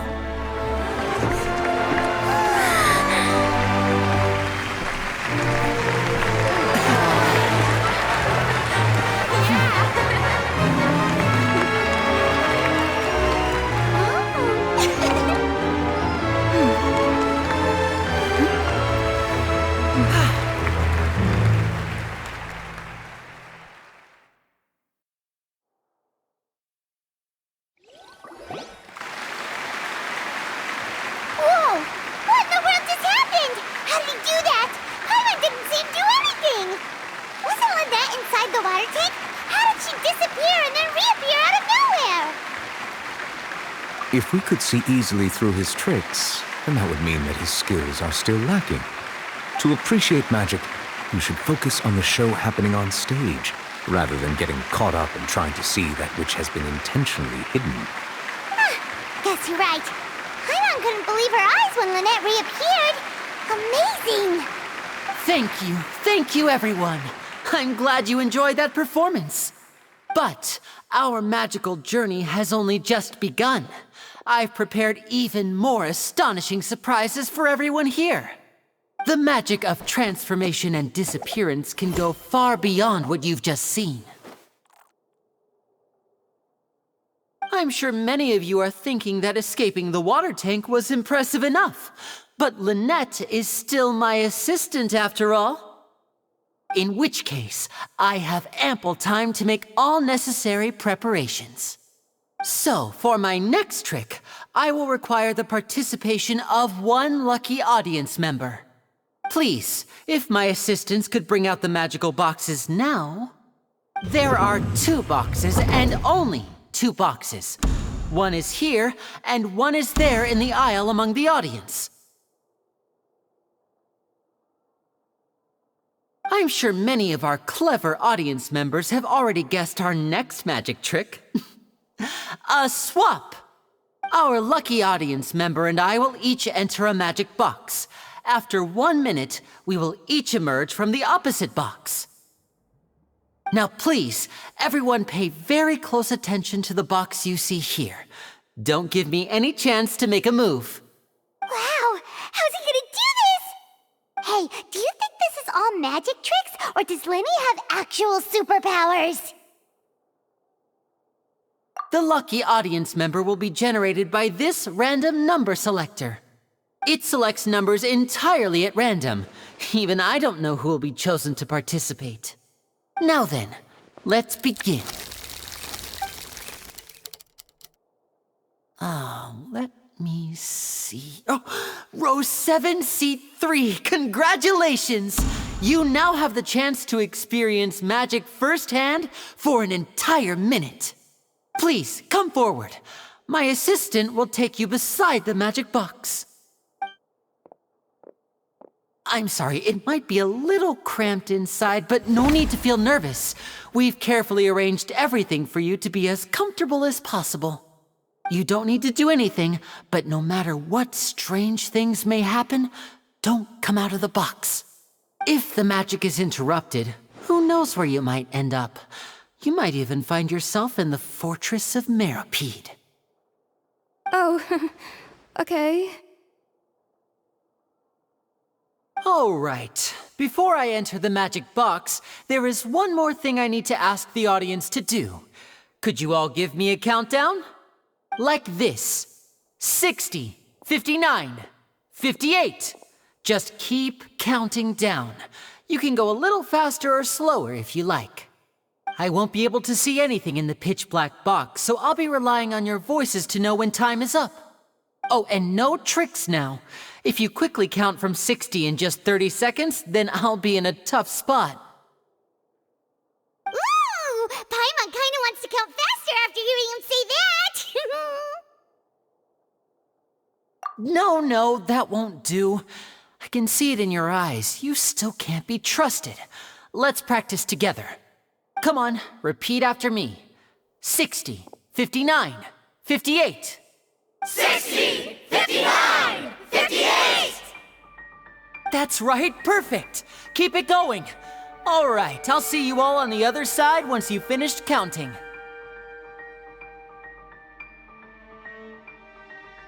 54, 53, 52? Huh? Why aren't you counting, Neuvillette? I am counting in my head. I think things are exciting enough in here as it is. Merely a consequence of my identity and personality. Do not worry about me. Just enjoy the show. Oh, alright. You looked so serious that Paimon thought you might be feeling uncomfortable or something. 40, 39, 38! Mr. Linney, are you all right in there? Is everything ready? Yes, I'm fine. I'm just double-checking the direction of the magic. It would be a disaster if we get sent to the wrong places. For example, mid-air right above the audience. Even though he's saying that, Lenny doesn't seem nervous at all.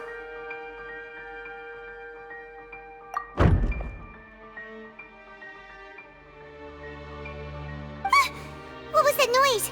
Did you hear it too? Not sure. Anyway, it doesn't seem like anyone's worried about it. 25, 24, 23! What's wrong, Mr. Linney? I can still hear you moving in there. I seem to have accidentally knocked over a decoration. I'm trying to fix it, but it's pitch black in here. I can't tell left from right. Never mind the decorations. There's no time for that. The show is what's important. No, that's unacceptable. I want my show to be perfect. Don't worry, we still have 20 seconds. Hear them counting? 19, 18, 17! It seems things aren't quite going as planned. I apologize, everyone. It feels like you're all starting to count faster, but that's all right. I know it can be tiring to do such a long countdown. 10 seconds and change is still plenty of time. 10! Almost there now. 8! Swapping two people is harder work than you might think. Even a master magician like me can't guarantee I'll get it right the first time. Hey, wait! Is this the back one? I can't tell. They both look the same inside. Huh? No, that's not it. I'll try again. 7! Hey, slow down! Honestly! 5! 4! 3! Whoops! That doesn't count! 0!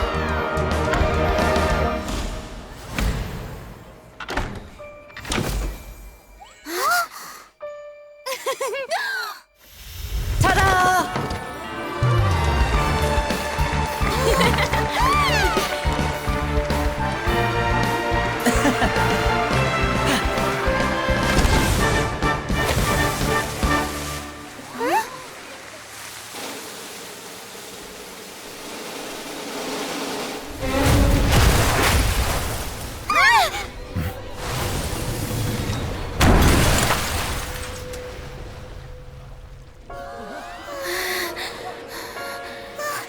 What happened?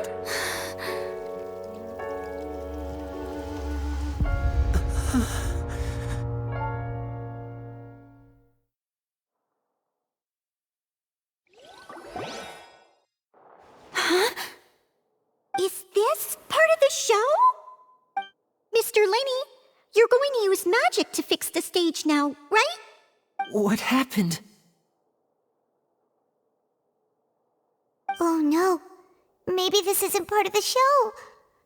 The girl was still in that box, right? This performance is over. Medical staff with me. Guards, secure the scene and detain all the performers. Seal the exits. No one is allowed in or out at this time. Yes, that's right. If this was just an accident, then we must investigate the cause. But if this was all part of some scheme, then those accountable will not escape the judgment of the God of Justice! No need to be alarmed, you two. We'll get to the bottom of this soon enough.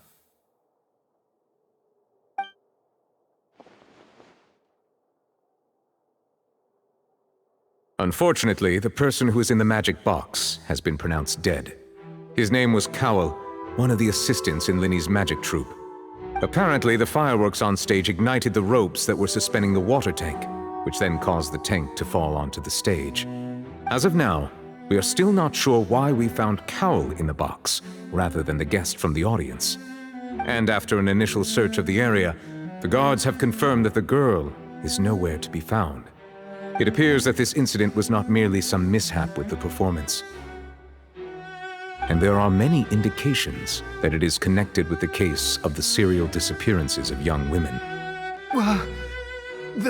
The serial disappearances case?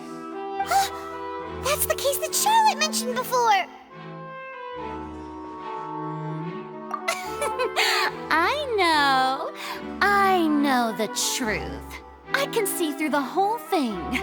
Really, using such a shallow and obvious mystery as his finale. Did he really underestimate us that badly? I say that our powerful magician, Mr. Linny, is now the prime suspect for the serial disappearances case. Huh? Why me? This whole thing was an accident. No, this all occurred during your magic show, did it not? The missing girl disappeared after being chosen, did she not? The deceased is one of your assistants, is he not? Now that I think about it, that whole speech about magicians making things disappear was nothing more than a provocation, a bald-faced challenge. That can't be right! How can Linny do this? He was in the box on the stage the entire time! We can even hear his voice! Besides, before the show, he told us that he would like to catch the criminal behind the disappearances! He couldn't possibly mean catching himself! Save discussion for a later time, please. Lady Farina, may I assume that your comments just now constitute an accusation against Mr. Linny and his associates, and that you are pressing charges? Huh? I just think that I think it might be a little early to talk about formally pressing charges. But what Lady Farina said just now makes perfect sense. Looks like she's gonna personally deliver justice. A kidnapping and murder carried out under the cover of a magic show. Lady Farina said it all. I mean, of course, my dear people. But what excites me even more than the obvious truth before our eyes is the opponent I'll be facing. That's right. I mean you, Traveler. You'll support Linny, won't you? After all, he was the one who helped you the first time we met. Then there's no problem at all. You know, the Traveler and I already had a duel the first time we met. But with Linny's help, our little duel ended in a draw. But draws really are the most boring possible outcome. So, no more draws. Between the two of us, there must be a clear winner and loser. And what better place to hold such a riveting showdown and decide the true victor than here, on the grandest of stages, the Opera Epiclese. It wasn't a draw. She obviously lost last time. I understand. Charges have now been pressed, and as such, a trial is in order. Well, Traveler, seems Lady Farina has set you in her sights. But putting her dramatic rhetoric aside for a moment, I would like to ask you, Are you willing to act as Mr. Linney's attorney and defend him in this case? Very well. The trial will be held a day from now in the Opera House. Both sides may investigate the scene to build their cases and search for the truth.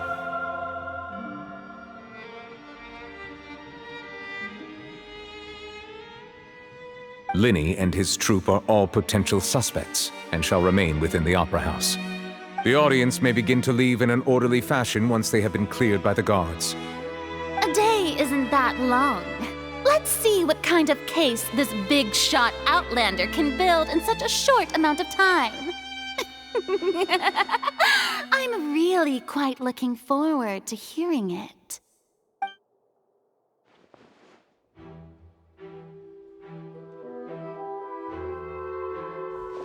Lenny!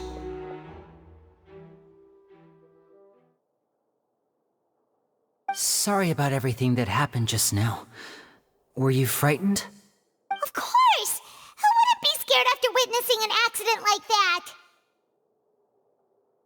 Yeah, I'm a little shaken up myself. How could this happen? And poor Cal. I know you already claimed that you would defend me, but now it's just us talking. Tell me, do you think I could possibly be the murderer?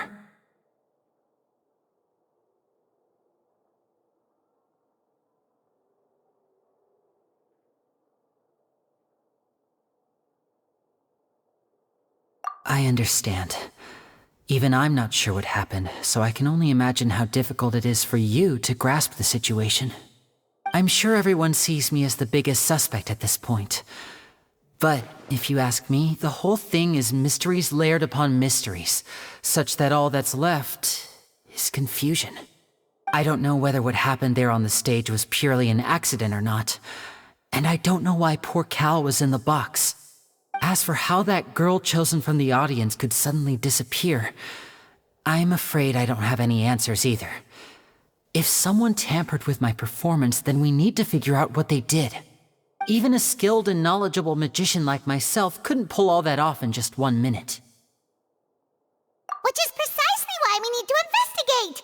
As this book says, the impossible could not have happened. Whatever happened must have been that which is possible. Paimon bought them when we were reading at the bookshop in the city earlier. Pretty cool, huh? Don't worry, Paimon used her own savings to buy them. It wasn't from our travel funds. I think they look cute on you, Paimon. You have good taste, Lynette! That's the right attitude. Feeling depressed isn't going to help me now. I need to get back to my normal self. But with the guards watching our every move, it's going to be especially difficult for Lynette and I to prove our own innocence. Good thing you agreed to be our attorneys. Thanks for that. We'll be counting on you. Yes, thank you so much. Yeah, just leave it to us. Oh, since we're going to start investigating, Paimon has a question first. Where did Lynette go during the performance? Well, I'm afraid that would involve some of our essential trade secrets as magicians. The secrets behind our magic are past saving, Linny. I suppose you're right. The truth behind our tricks is going to be important evidence that will be weighted during the trial. 'Tis truly a pity. As a magician, our magic show is a work of art. We've poured countless hours and spared no effort in perfecting it. But if revealing our secrets will help you uncover the truth behind what happened, then it will be well worth it. We should go somewhere else if we're going to discuss our magic tricks. We'll go speak with the guards, and in the meantime, you can go investigate the stage and the seating areas. All right, let's go have a look while the investigation teams are still here. Detective Paimon is on the case!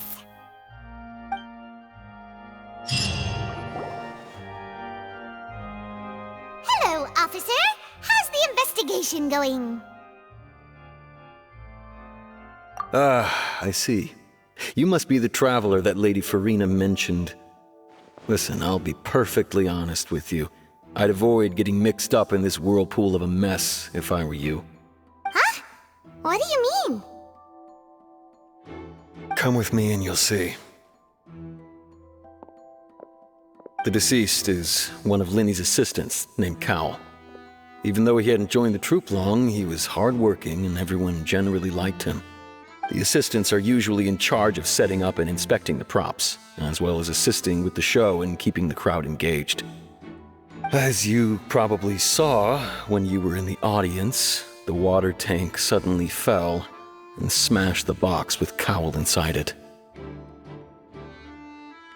This is the real mystery. We've already searched the scene and were unable to find any traces of the girl. However, if you look carefully, the box was positioned directly under the water tank. The ropes holding the tank were then burned by the pyrotechnics on stage, causing them to snap. All these factors lining up so perfectly makes it hard to see this as a mere accident.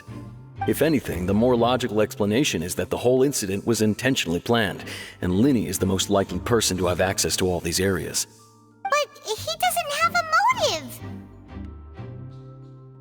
Are you both good friends of his? Well, you can't say we're good friends, but we've known each other for a little while. So in just a short time, he was not only able to win your trust, but even convince you to act as his attorneys. I know there's no such thing as magic. The real trick of a magician is holding the audience in the palm of their hand.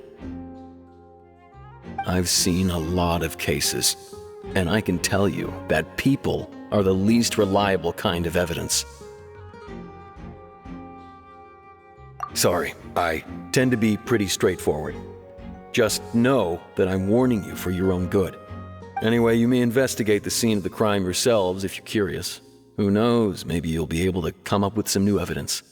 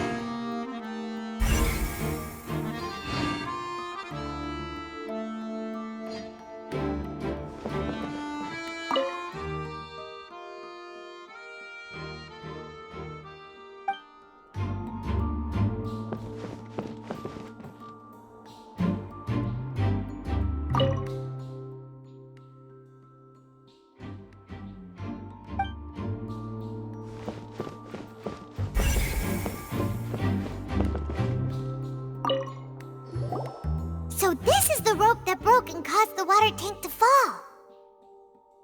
The rope looks pretty durable. How can it be burned through so quickly by fireworks?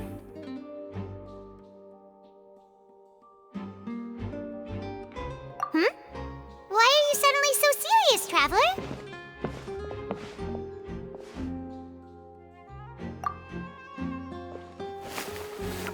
Whoa! Look! This bit is made from different material! Most of it was burned away, but there's still a little bit of it left. Huh.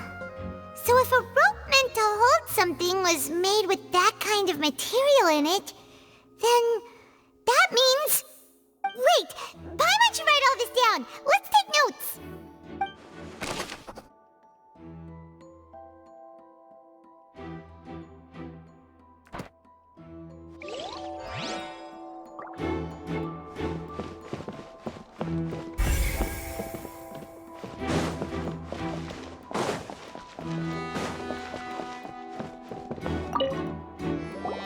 Hello there! What are you investigating? Oh, this location has also been cordoned off because the Magic Troupe members are currently considered prime suspects. The investigation team is still collecting evidence. The seats were all booked in advance, so we were able to deduce the missing woman's identity by checking the guest list. Sure, it's not like this is confidential information. We will publish it later anyway when we petition the public to help us find the missing person. Her name is Halsey. She's a painter from Fontaine who's made a bit of a name for herself. Apparently, she wasn't a regular at the Opera House, but she'd been feeling some pressure with her work lately, which made her decide to come see the magic show. The magic troupe members all claim not to know her. We have looked into her social connections. It seems that she has no personal grievances or conflicts of interest with the suspects. Simply put, she wasn't related to the magic troupe at all, which matches the features of the previous serial disappearances. Were the victims of previous cases also chosen at random? That's how it seems to us, in any case. Apart from the fact that they were all young women of around the same age range, there really weren't any other connections between them. Okay then.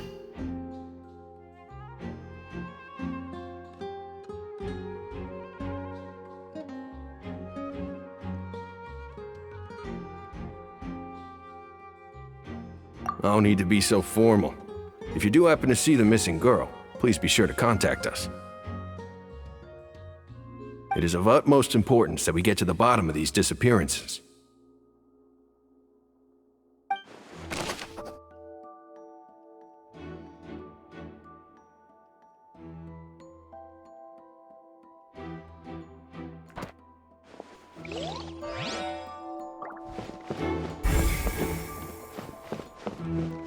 If you do encounter Ms. Halsey, please contact the guards immediately.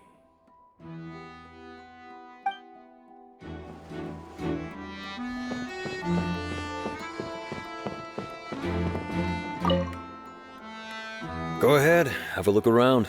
In the end, we're both after the truth.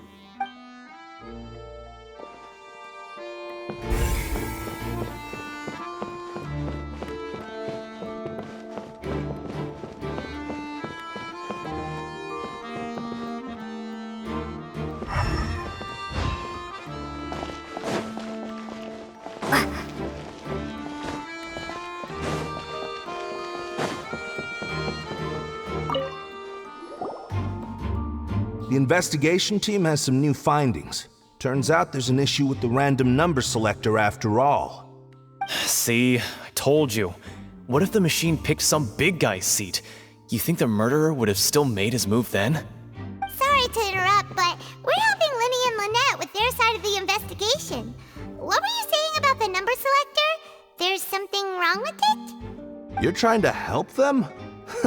That'll be a tall order. Linny used the machine to pick a random member of the audience during his performance, right? The lucky girl that later disappeared. Well, we thought there might be a serious problem with the machine, so we had it taken away for further inspection. It turns out that the seat number it picked wasn't random at all. The machine picks that same number every time. I'm sure you already know that you have to make a reservation in advance to get a seat, regardless of whether it's a trial or some performance. In other words, Linny knew who would be sitting where from the very beginning. That much checks out. Linny reserved our seats for us too. Bet you see why I was saying it'd be tough to make a case for Linny. Even though it's bad for Linny's case, Paimon had better write it down.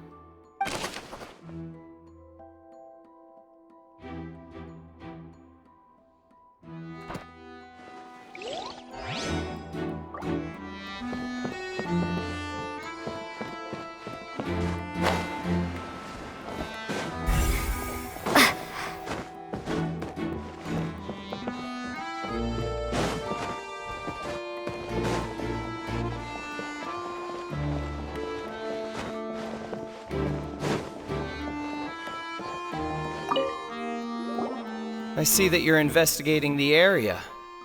Well, it just so happens that I'm interested too. If you find any new and interesting leads, be sure to share them with me, all right? We don't have too many thoughts yet.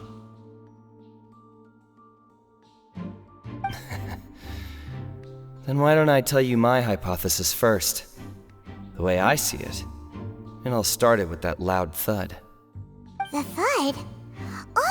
You mean the sound that happened during the countdown? Yes, exactly. It wasn't terribly loud, but I suspect that most people heard it. It's just that everyone was awaiting the results of Linny's trick with bated breath, so no one paid it much mind. But now that the incident has happened, the thud has become an important clue. That makes sense. So, what do you make of it? I'm of the opinion that it may have been the sound of Linny's accomplice, Lynette perhaps, jumping atop the water tank or something like that. And when the pyrotechnics went off, she cut the rope, sending the water tank crashing down. But wasn't the noise we heard too loud for that? Perhaps the balance wasn't right, leading to a particularly rough landing.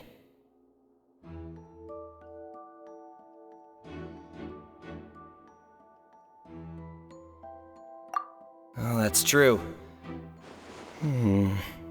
I suppose I must reconsider. That does remind Paimon, though. What was with that sound?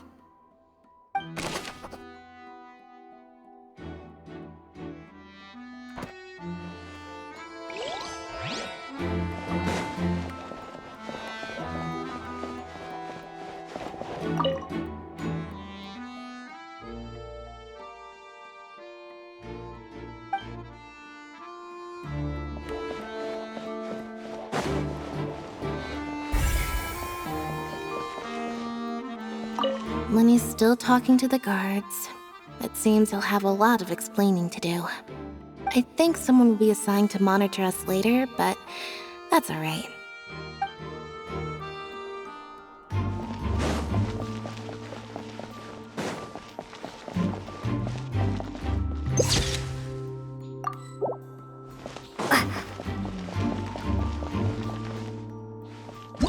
Whoever the murderer was, they must have made preparations well beforehand.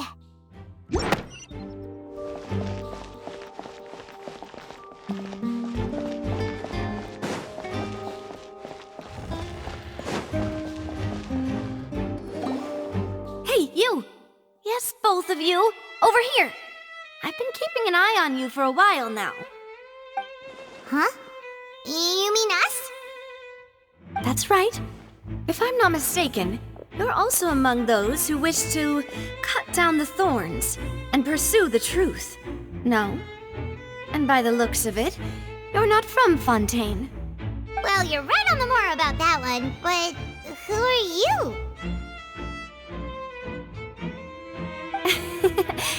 Have you never heard of the Spina di Rosula? From mediating disputes and providing protection to solving conundrums, you name it, Spina di Rosula does it. And I, Navia, have the honor of being its renowned president. Though those who play by our rules call me boss. I'm Silver, her attendant. Pleased to meet you. And I'm Melus. Demoiselle's various daily needs and affairs are under my purview. Huh? Boss? Demoiselle? What gives with the names? Well, I am the second generation president. Melus and the others are still used to my previous title. My apologies, Demoiselle. Should you prefer, boss, I will endeavor to use that instead. No, no need. You don't have to call me boss. Just Navia is fine. Okay, if you say so. Not that we're members of Spina di Rosula anyway. All merely trifling details. Never mind. Now, back to the situation at hand. That's right. I've always kept an eye on the serial disappearance cases. My interest stems from a matter back from my father's time. Judging from the look of things, I find Linny an unlikely mastermind. Really? We think so too! That's why we're looking for clues now. But how did you come to that conclusion? Intuition, naturally. My unparalleled intuition. Noirceur was quick to point the finger at Linny without any decisive evidence whatsoever, wasn't she? But But that's not uncommon for her. If you remember, the Justice had to interrupt her and ask if she was pressing charges just to keep her from getting carried away. Anyway, a trial begins the moment someone levels charges. And, of course, there was no way Farina was going to back down in that situation. Sounds more like you just don't trust the Hydro Archon. Well, what's your opinion? I must admit that she can be interesting at times, but liking her doesn't mean that I'll blindly agree with her. All right, I've answered your question. Now, it's time you answer mine. Wait a minute, did that answer count? Well, I say it does. But don't worry, you won't hear any pointless questions from me. In your opinion, do you think it's right to treat a trial like it's an opera? Well?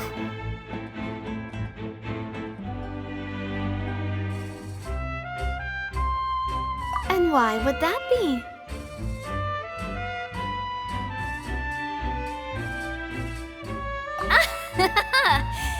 See, Silver and Maloose? I told you they'd be different. Most astute of you, demoiselle. I too think that the traveler's response was most excellent. No matter how wonderful the script or how fervent the audience's expectations may be, the trials that go on stage here must be based in fact. And if that can be done, boss, then... All right, that's quite enough, Maloose. Anyway, I like your answer. You passed with flying colors. Now, I need to make some preparations, following which our joint investigation shall commence. You two shall be my assistants. Wait! Since when did we become assistants? Oh, well, I can be the assistant, sure. Or your companion, if you like. I'm really not that fussy. That's more like it.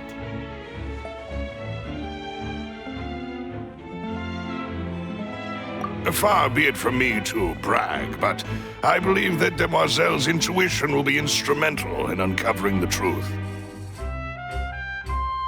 You wish to save a friend from false accusations, and we wish to unravel the disappearances. In this sense, our goals are aligned. You have a point. You're quite the talker, aren't you, mister? And what about you over there? What do you think? You seem like you've got something on your mind. I have nothing to add. Oh, alrighty then. We'll be making some preparations first. Just be sure to let us know if they start revealing Linny's tricks. Thanks!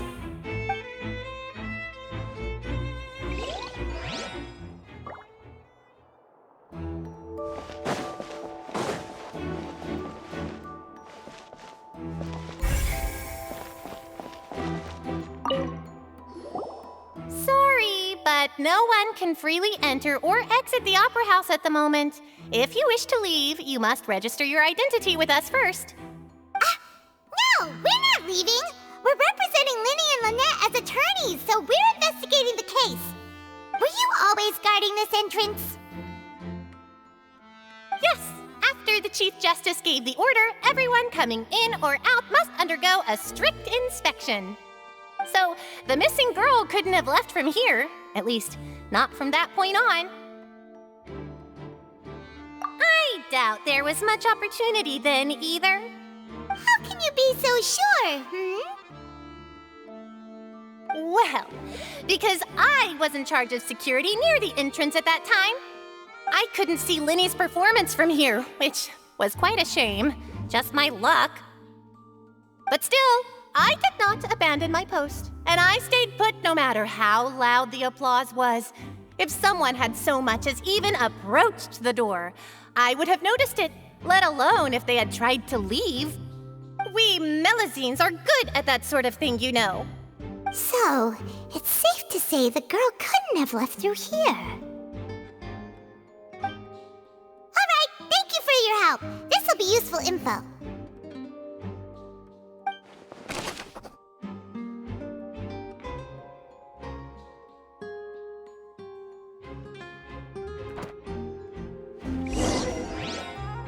We've checked everything of note here at the performance venue. Paimon wonders how Linny's discussion with the guards is going. Let's go see, shall we? Ooh, things are getting interesting, huh? We're about to see how magic is made.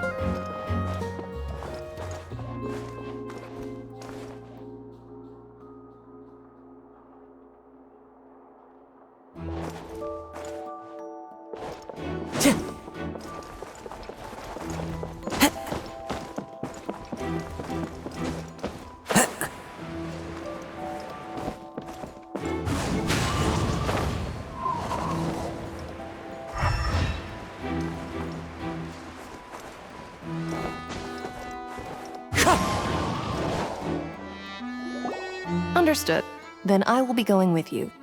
Just so you're aware, I will be monitoring your actions and making notes as necessary. Very good. Thanks for being so agreeable. I'd pull a rose out of my hat as a gift for you if I could. You may spare the pleasantries. I'm just doing my job. You've arrived. Who's this?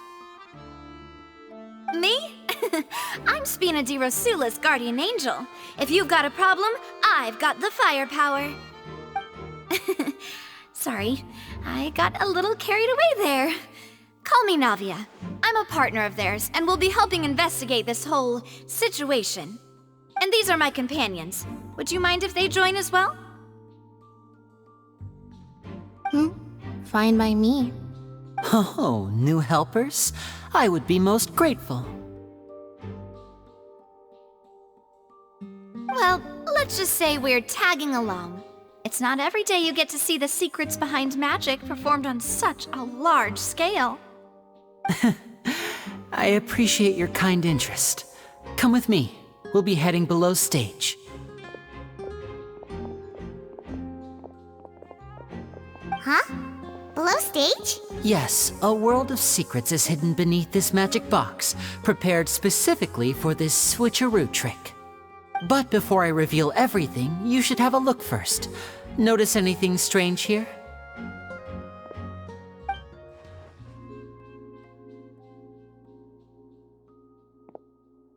I'm not trying to be dramatic. Remembering the details of a trick will help you understand the methods used to perform it more easily. Huh. Weren't there balloons and other decorations here? Where did all that go? Ah, good eye. That said, you're still far from discovering the answer. The back? You mean the inside of the door? What's different about it? Paimon didn't notice anything. Very good indeed. I thought you might not be able to catch that, given that you were sitting in the first row. The back of this door was patterned. Those patterns are now gone, replaced by a smooth wooden board. So, if you put 2 and 2 together, what do you get? Exactly. All right, let's go. I'll tell you how it works as we head down.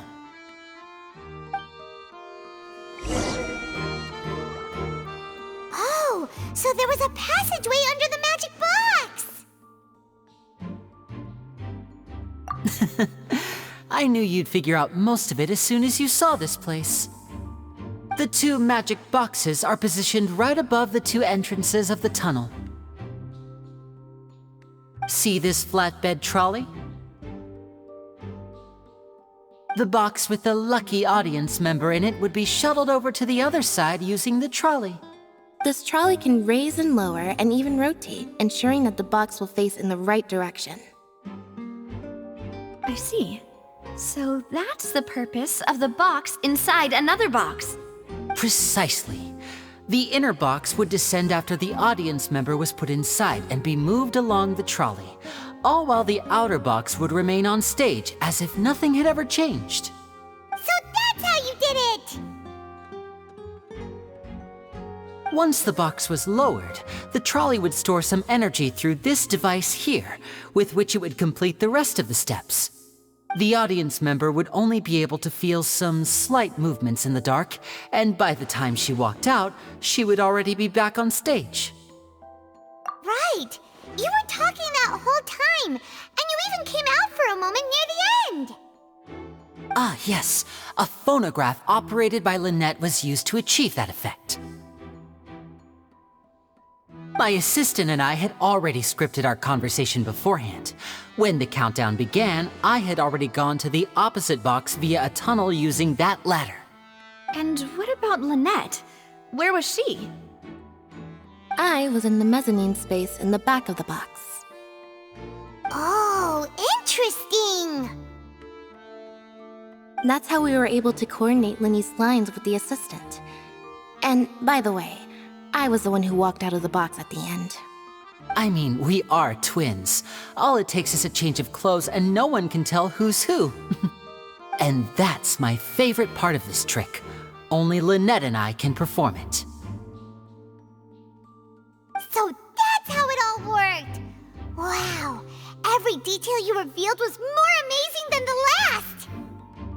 Lynette would briefly walk out of the box and then go back in, jumping into the tunnel and escaping before the box on the trolley could finish ascending.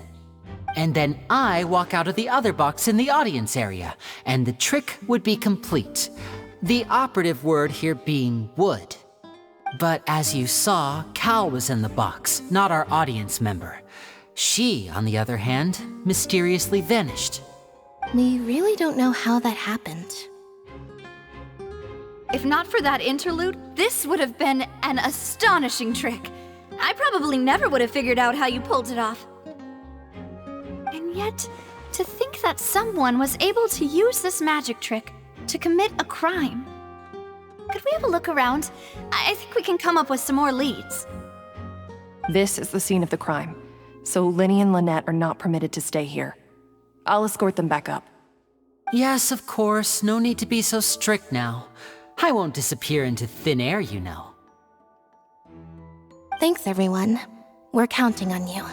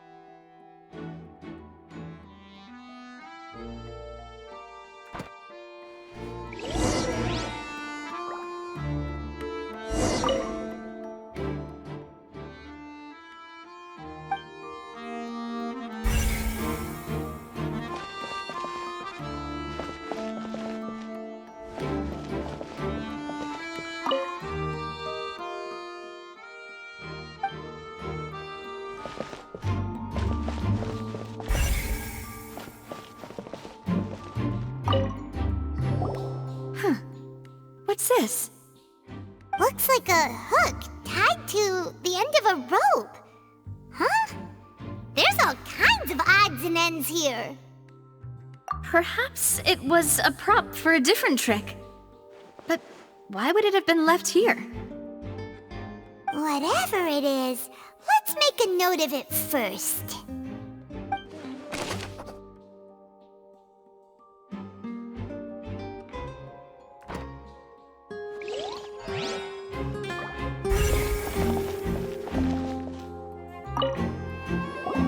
The floor is wet. Please be careful not to slip.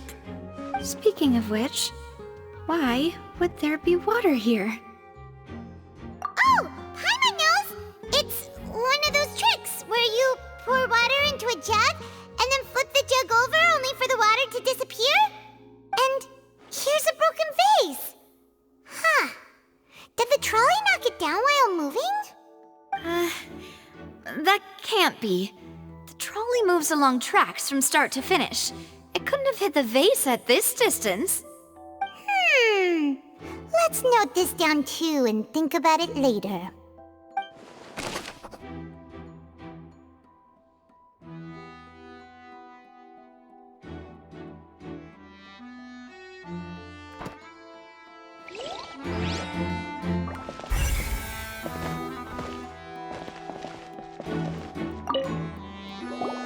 Oh, these are the clothes that the lady chosen from the audience was wearing, right?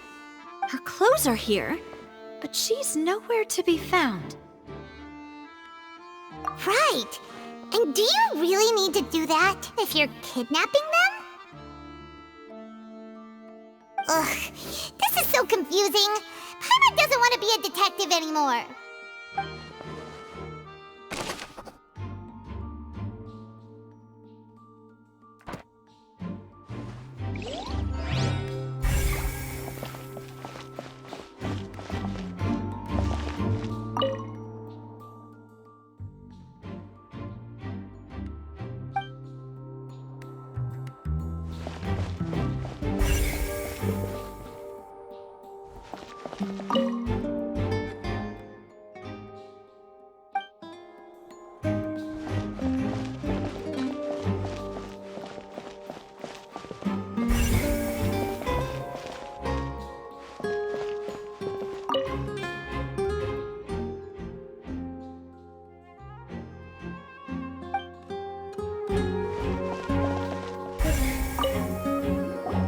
What is this place?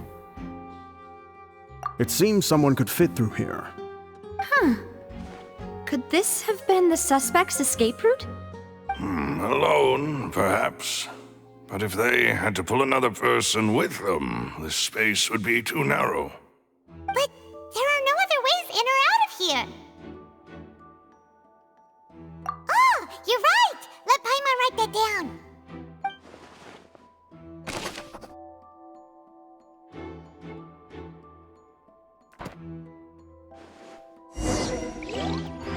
Seems we're just about done investigating down here. Yes. Let's head back up.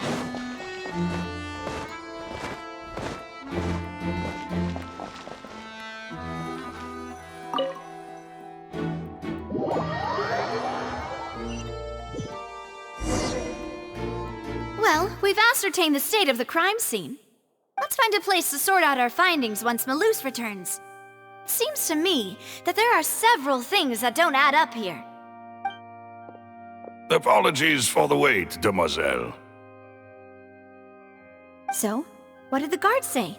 Did the criminal escape through the vent? They believe the odds of that are very low, since the vent leads to the Opera House's basement. The guards have checked the area carefully. No one left through the basement during the performance or after the incident, and no one was found hiding there. So the tunnels become like a secret chamber then! You know, like the kind you usually see in novels! The plot thickens. Halsey's disappearance and Cowell's death are both quite inexplicable. No wonder Farina was so confident in her accusation. All the current evidence points toward Linny and Lynette. In other words, the charges are very likely to be upheld unless we make some considerable progress. Charges and then trial. So if the charges are upheld, they'll announce a sentence? That's right. This is how a trial goes in the Opera House. During the proceedings, the Chief Justice and the Oratrice will hear statements from both sides. That's right. This is how indemnitium is produced. The statements from both sides, the defenses from attorneys, witness testimonies, and even the audience's emotions will all be projected on the Oratrice. To put it simply, it's as if the Oratrice has its own will, and is a judge in its own right. This also precludes any kind of favoritism on the part of the Chief Justice. And not that this has ever happened anyway. Once both sides have finished speaking, the Chief Justice will make his final decision. This, too, will be used by the Oratrice as a reference. Then, finally, the Oratrice will be consulted by officials. The result it returns is the will of justice itself. Huh? So that machine is the one that actually decides? Paimon thought Neverlet called the shots. In practice, there is very little difference. Both have always come to the same judgment, which is why people have great faith in the Chief Justice. Ah, yes, the guards also asked me to convey that none of us will be allowed to leave this place before the trial. Huh? Why? Because we've chosen to act as the twins' proxies. That makes us persons related to the case. they're concerned that we might be colluding with outside parties, or that we might find outside help to disrupt the case. And even if that were not so, it could prove problematic if we happen to spread key information about the case ahead of time. I'm ready to break out at any time. Whoa, whoa! There's no need for that! Paimon thinks they have a point! That said, are they providing food? Of course. I just hope you don't mind the lack of options. I'm afraid that catering to all tastes is not in the cards, nor is any guarantee of balanced nutrition. In that case, let's just sort out our findings together here. Pity. I was hoping to take you to try some of Fontaine's famous desserts, too. I mean, what better way to properly think through our findings than over some tea and sweets? Huh. Breaking out suddenly doesn't seem like such a bad idea after all. Just kidding! Just kidding! Paimon will still do her best, even if there are no snacks. Hmm? What do you mean, no snacks? Of course we'll have snacks. If we cannot buy some, then we'll simply make some. Huh? Here? But how? Understood, demoiselle. Everyone, please come with me.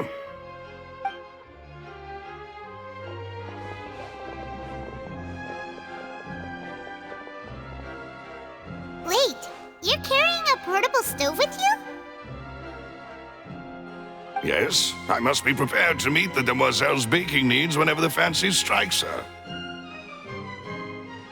I have eggs, sugar, and almonds at the ready. Good work, you two. Then I'll get to it. Please sit tight for a moment. You'll get to taste my awesome snacks soon enough. These three are quite the interesting group.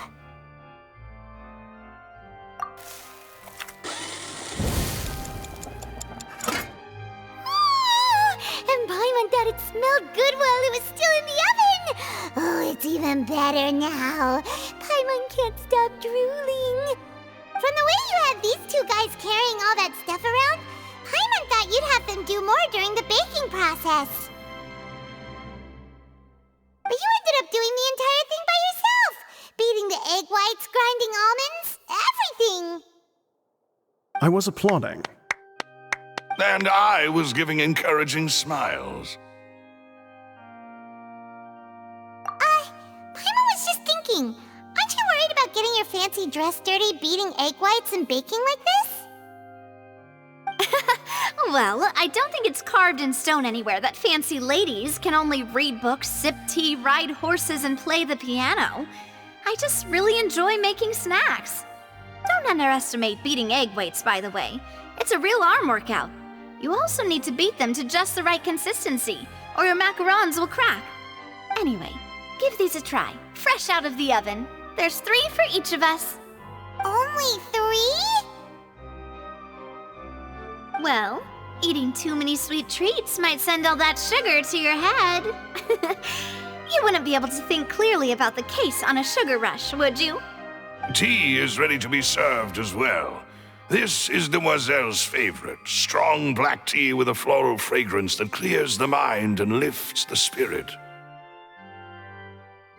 No need for concern. I'm merely doing as I should.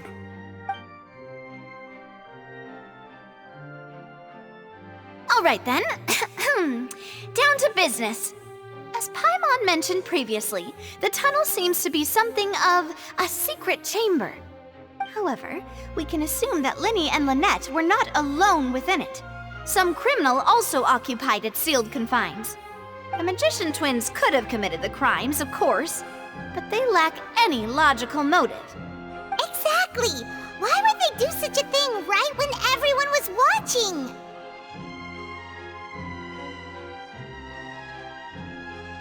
The flower vase and the thud we heard during the performance could indicate some altercation between Halsey and the criminal in the tunnel, resulting in the shattering of the vase, the discarding of her clothes, and her abduction. Perhaps the criminal thought that since she was chosen from the crowd, she would be too easy to identify if she was still wearing the same clothes. Paimon thinks that makes sense, but the real trouble is... True. None of the clues we found thus far support the existence of this third person. But the only people left to consider are both technically victims, whether it's the missing girl, Halsey, or poor Cowl. Huh. Could Halsey have secretly made modifications to the magic props in order to murder Cowl before making her escape? That's right. And even if she had tampered with the setup, she would need to understand the entire trick to pull it off. Nor does she have any motive. The guard said that she has never had any dealings with the Magic Troop's members. Were we not thorough enough in our search? From the sound of things, this is turning into an impossible case. Your macarons are amazing though, Navia. They smell great! They're nice and crisp and super sweet!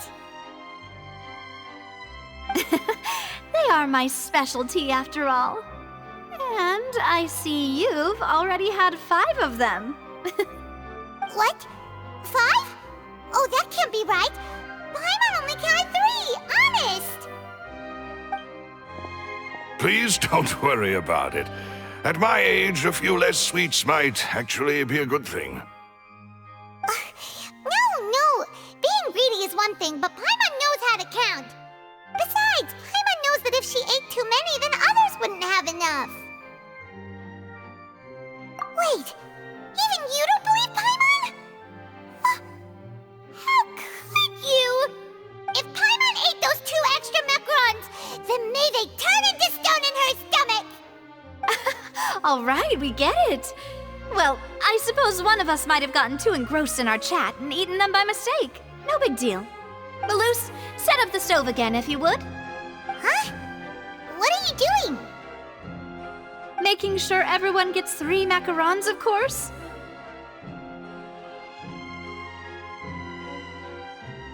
Exactly. We don't want to trouble you. As you wish, demoiselle.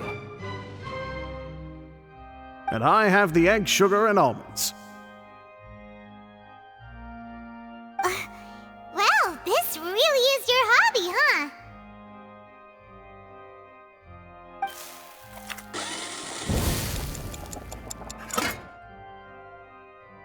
Well, that's it for snack time. I'm going to have another look around the area. I don't know what we're looking for yet, but we've still got some time. As attorneys, I suggest the 2 of you think the case over again. It would be awkward if you got all tongue-tied on stage during the trial. All right, thanks for your help, and for the snacks. It was nothing. A small task for the Spina di Rosula. Silver, Malus, it's time to go. I'll be back if I find anything new.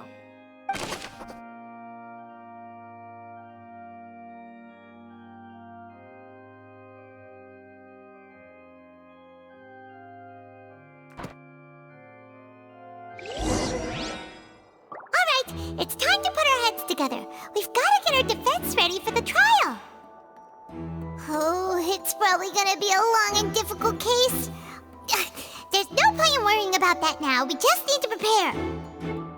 Here, take Paimon's notes. They should help you review the situation.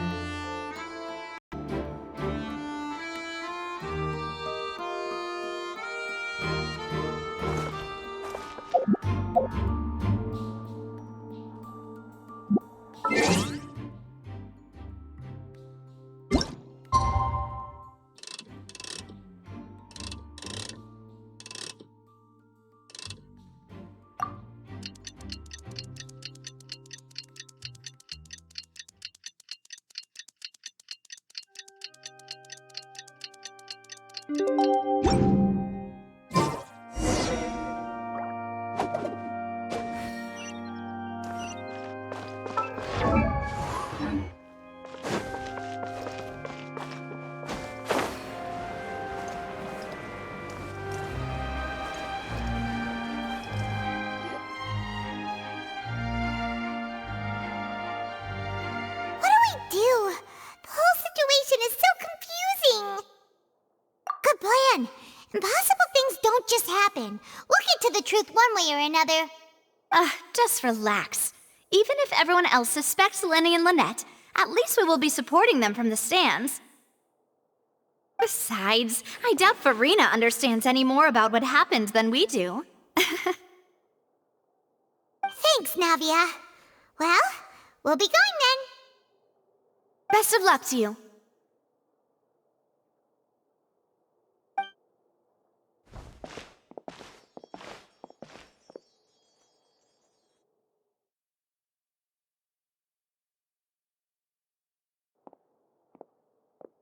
Ah, finally, you're back.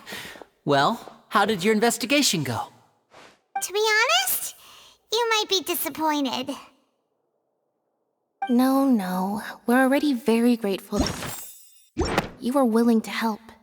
Well now, don't you all look disappointed.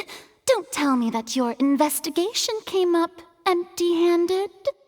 That was to be expected, of course. The guilty can never produce proof of their innocence.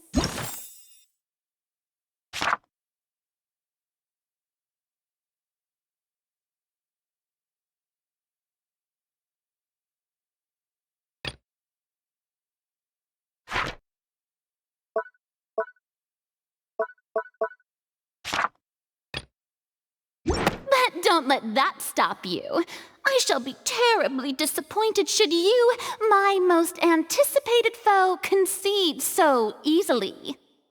Since both parties are present, I declare that the trial regarding the magic show incident is now in session. Firstly, in order for the audience to understand the causes and results of the incident, could we please have Mr. Linney explain the trick? Yes, of course. I will explain while Lynette demonstrates on stage. All the necessary items have been prepared.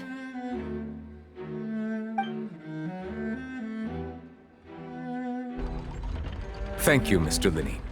In that case, I take your statement to be that you ran to and remained hidden within the magic box in the audience stands once the trick began, and thus could not have committed the crime. Is this correct? Yes, that's correct, Your Honor. In that case, I call upon the prosecution. Lady Farina, do you wish to refute his statement in any way? Why, of course I do. Allow me to take the first shot and break this case wide open. Mr. Linney is clearly lying. There is no way you could have been in the box the whole time if you were to abduct Halsey and murder Cowell. In fact, I'd say you were hardly in that tunnel at all. That is simply your hypothesis based on the presumption that I'm guilty. Oh, is that so? And if I may ask, what did you hear while you were inside your box? The roaring countdown of the crowd, of course. That's how I kept track of the time and built anticipation for the finale. And you didn't hear anything else at all? Nothing that might leave an impression of any kind? No, nothing. I see. But when the count reached 30 seconds or so, there was a thud. One so loud that I believe practically everyone heard it. Huh? Hey, hang on. Something's not right here. Yeah, I'm sure he could have heard a noise that loud from inside the box. I was right by the box and I definitely heard the thud. Look at those scales.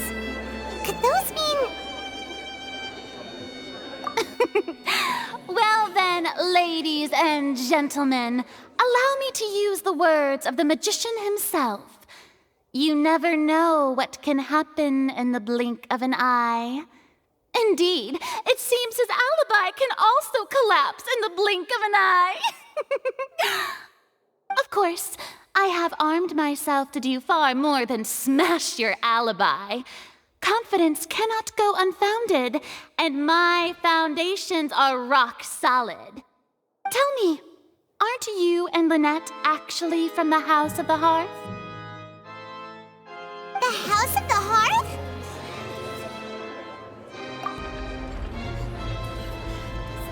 No wonder they did something like this. So the serial disappearances were the Fatui's doing. Now it all makes sense. I've got a feeling that what happened on stage probably wasn't just an accident.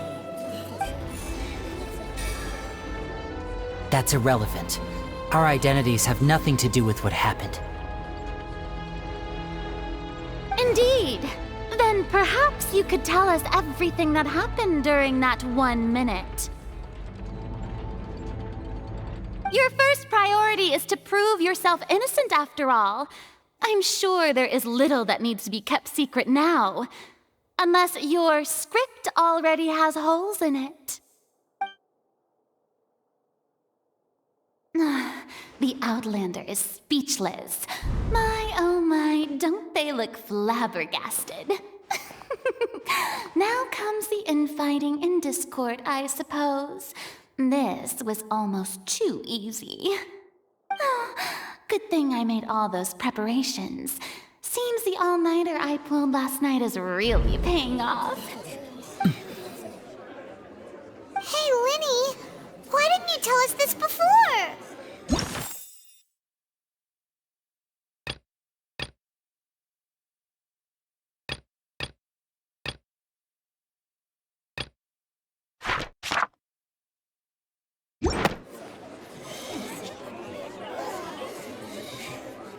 Order! Order! Mr. Linney, allow me to re-establish the facts. Lady Farina has raised 2 points. First, when the thud was heard in the Opera House, you were neither in the box nor the tunnel. Second, you and Ms. Lynette are both members of the House of the Hearth. Are these claims true?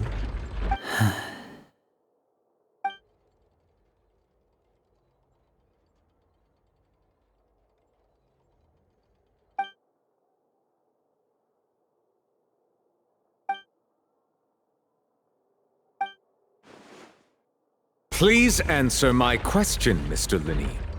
I'm sorry. Yes, they're true, Your Honor.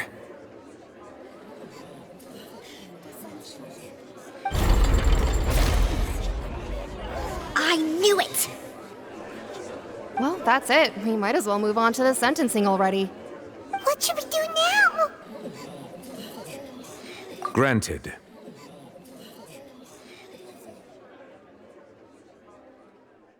In that case, what is your request?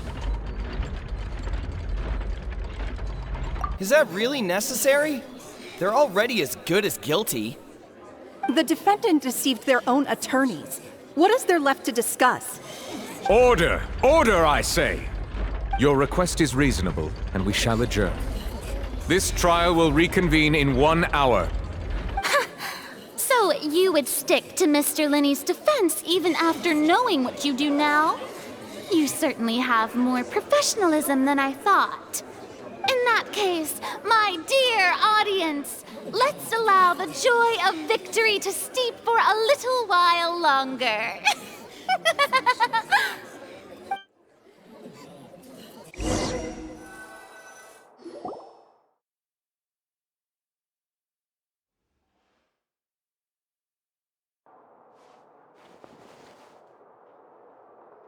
Well, this is awkward.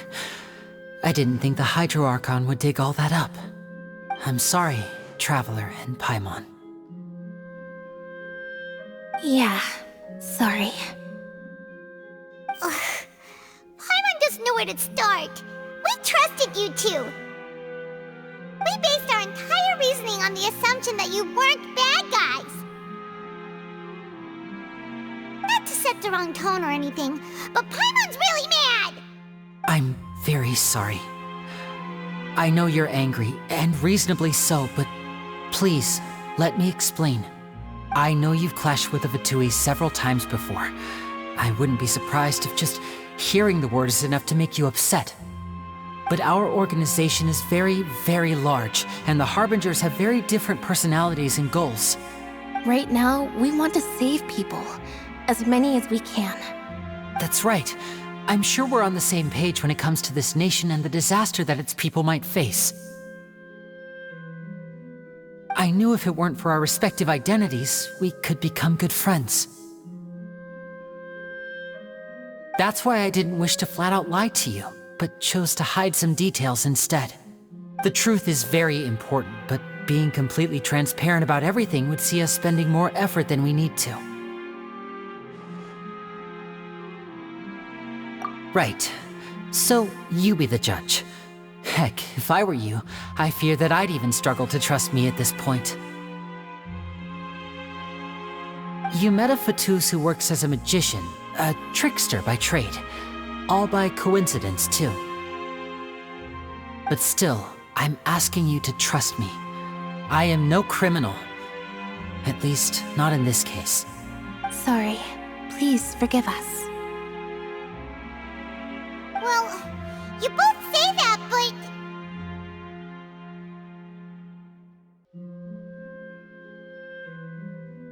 Right, let's hear your answer first, and no lies now!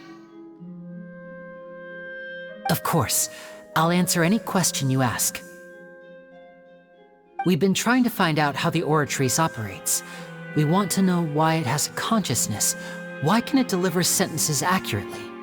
During our investigations, we learned that the machine's core is beneath it. From that moment on, Lynette and I have been designing this box swap trick, with the objective of getting close to the core. Is that why you needed a whole minute? That's right. In truth, the audience would take about 75 seconds to count down from 60, while I would only need 15 to get to the opposite box. So, after jumping into the tunnel, I accessed the Opera House basement via the vent, and went to investigate the room in which the core is stored. That air vent was created during the construction of the tunnel specifically to execute this step. Well, nothing. As soon as I reached that room and was about to investigate, I heard someone's voice. Which should have been impossible, of course. I was quite certain that I was the only one in the room. That voice seemed to recognize me and tried to speak to me. I chose to err on the side of caution and retreated the way I came. On the way back, I saw the broken vase and the clothes on the ground, but the countdown was almost finished, so there wasn't time to give it any thought. After that, the homicide occurred just as you saw.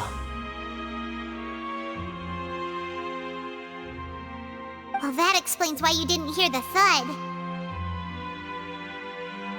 Because of that prophecy I told you about, of course. We must know all we can about this nation's secrets in order to deal with that prophesized crisis. That's the only way we can save everyone. So, there you have it. The whole truth. I swear, I didn't hide anything from you this time.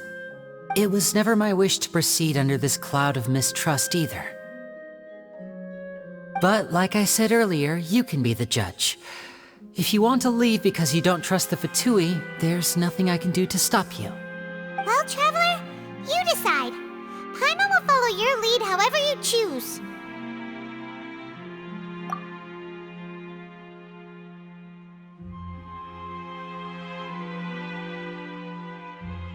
Okay, thank you. Thanks for giving us a chance. The current problem is that the scales are tipped pretty badly against you two. If we want to refute the Hydro Archon's accusations, we're gonna need a seriously watertight defense. Huh? Oh, Paimon thinks she gets what you mean.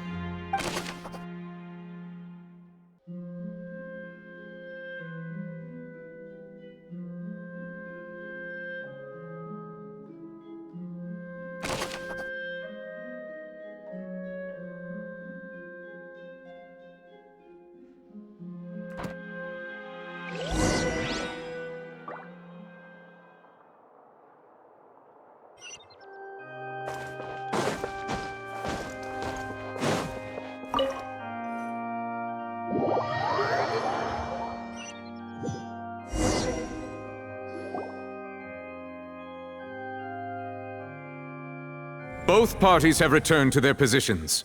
Let us continue the trial. When last we left off, Mr. Linney acknowledged the new evidence presented by Lady Farina as fact. Therefore, Lady Farina may continue stating her reconstruction of the events. That took long enough. Now then, if everyone would lend me their attention. At this stage, let's revisit that scene from Linny's perspective.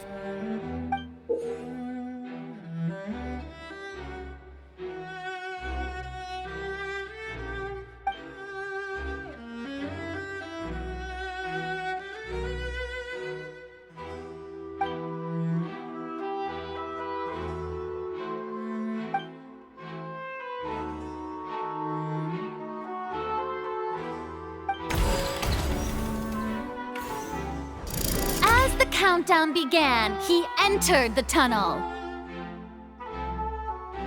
When the flatbed trolley passed, he opened the box and got into an altercation with Halsey, which caused the loud thud. He did not realize that this sound could be heard by everyone in the opera house, which is why he claimed earlier that he could not hear the sound. Finally, he used the vase to knock her out, before making her change clothes to prevent others from recognizing her.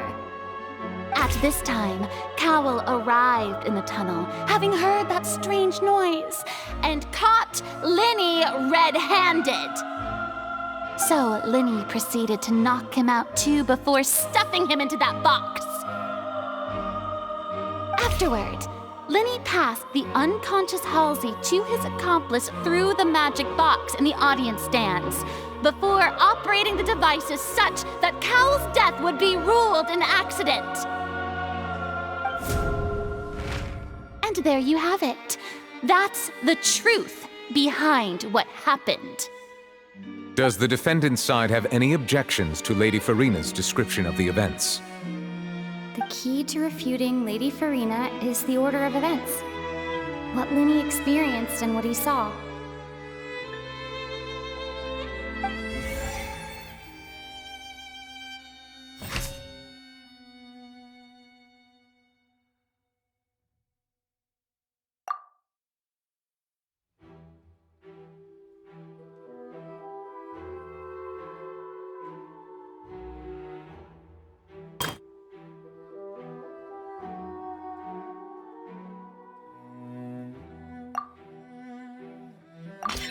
According to Linny, he left via the vent after entering the tunnel. He couldn't have had that altercation with Halsey.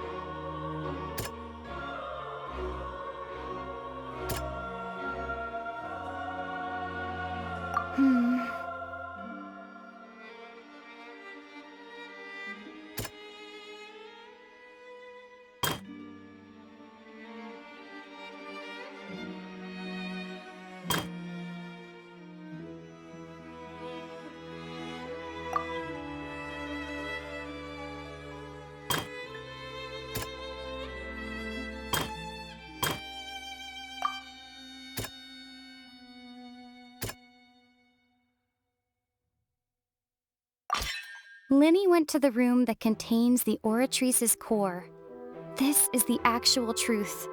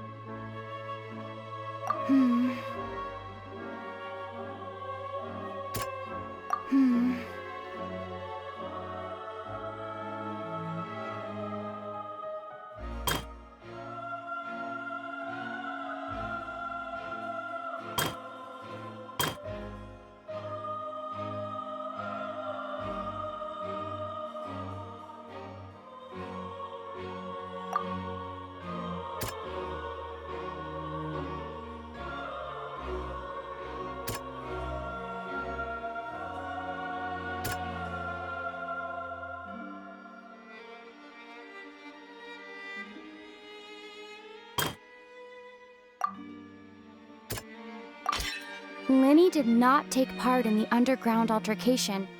He only witnessed traces of the aftermath.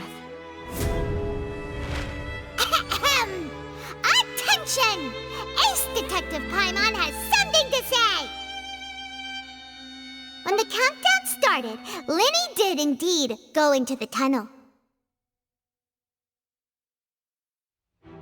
But he immediately used a vent to access the Opera House basement, which is where the underground core of the Oratrice is stored. Once he reached that area, he heard a voice in what should have been an empty room. Since he felt something was amiss, he returned immediately. The crime scene had already developed by the time he reached the tunnel again, and in order to complete the magic trick, he did not remain there for any length of time. Finally, he reached the surface, and that was when the accident happened from his point of view.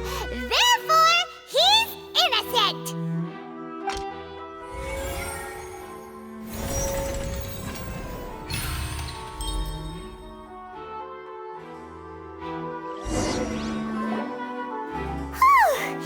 Paimon did it! Paimon actually managed to say all that! Wasn't it awesome? In other words, you believe that he knew nothing of the incident? That's right! My reasoning?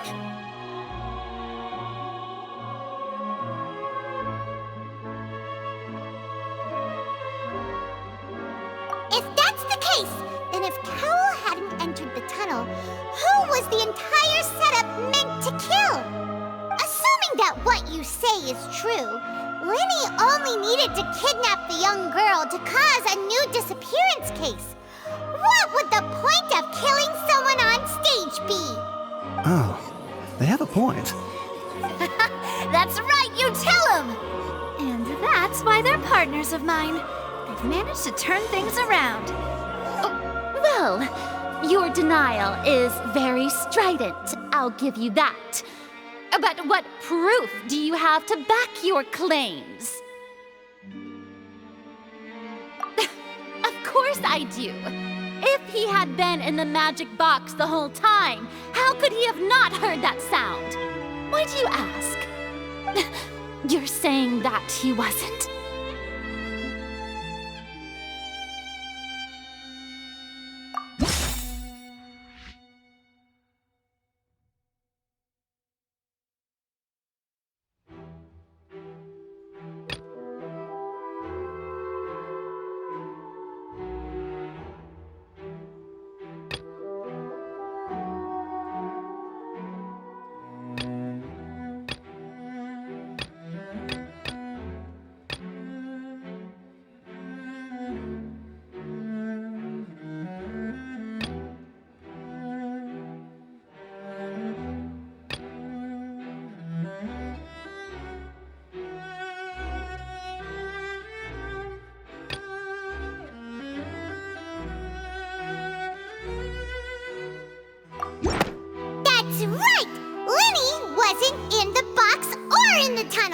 That's why he didn't hear anything strange during the performance. This means that when the crime happened, Lenny had already entered the basement via the vent. The same clue you used to disprove his alibi has now become the best proof! Ha ha! How do you like that? Well played. To think you'd use such logic. Well then, if it wasn't Linny who committed the crimes, then who was it?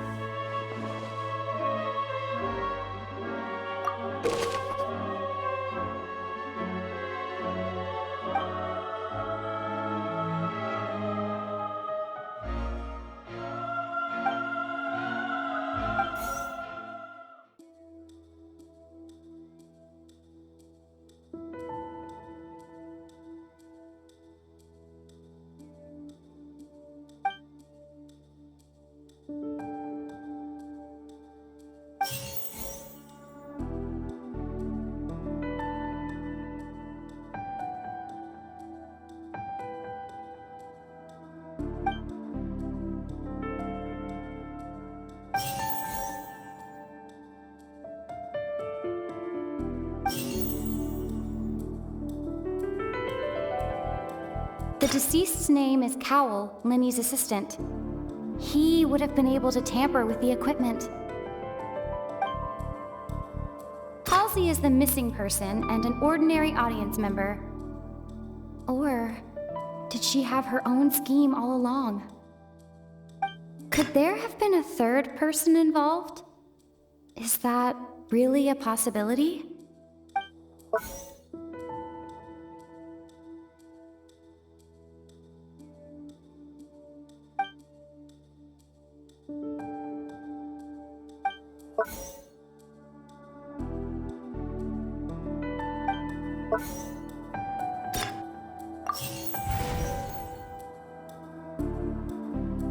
Halsey is the missing person and an ordinary audience member. Or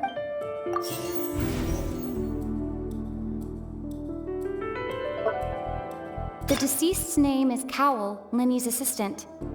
He would have been able to tamper with the equipment.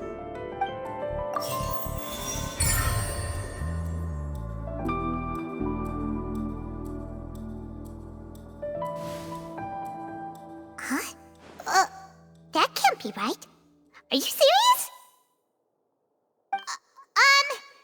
The killer was, in fact, Cowell, the deceased! Oh, is that so? How interesting! Let's hear your reasoning then. What I must do next is recreate the truth. What Cowell did, and how he went from would-be perpetrator to victim. No one entered or left the Opera House through its entrances. So, where would the criminal have wanted to take Halsey? The deceased's name is Cowell, Linny's assistant. He would have been able to tamper with the equipment. Halsey's clothing was in the tunnel. So, there must have been some fear that she would attract attention. The sound we heard may have come from a clash between the missing Halsey and the criminal. Linny was not in the tunnel at that moment, which gave our criminal ample time. It would have been tough for both people to fit into that vent. They would likely have bumped into Linny as well.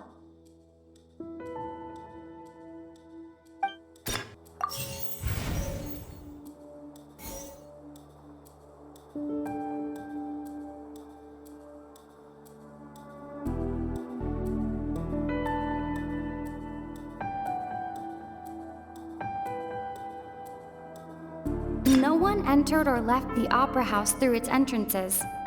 So, where would the criminal have wanted to take Halsey?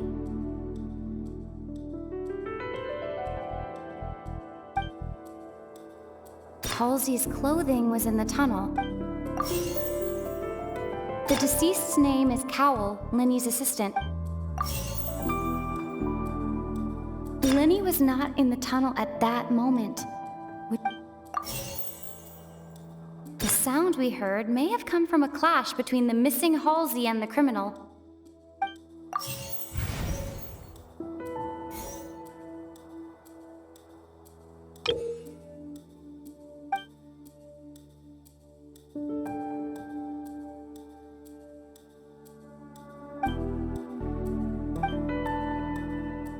No entered or left the opera house through its entrances.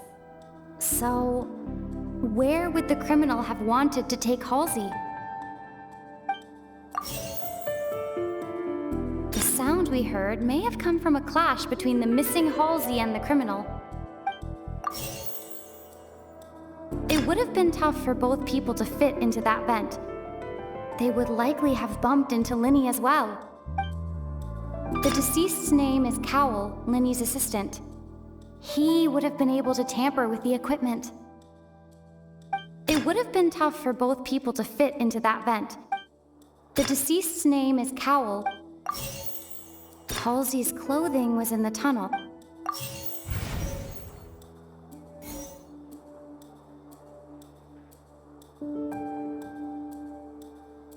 Linny was not in the tunnel at that moment, which gave our criminal ample time. It would have been tough for both people to fit into that vent. Linny was not in the tunnel. No one entered or left the opera house through its entrances.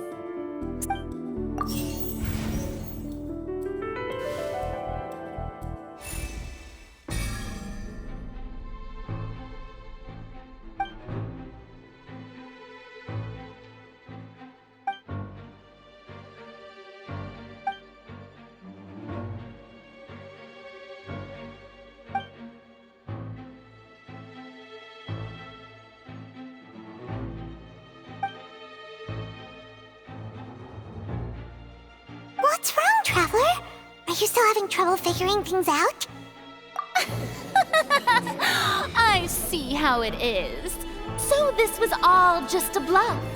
And here I thought you had something to show for it. But it seems you're still far from the truth. Look, since we're at a dead end, why not consider a different track? Just like the trick as it transpired, the end result must have been utterly different from the magician's initial design. If only we knew how Halsey disappeared. Well, that would be nice, but the tunnel only has 3 exits, and none of them seem very likely. And it's not like this is a magic trick where you can just make a real live person disappear. You know, like you did from that water tank, Lynette.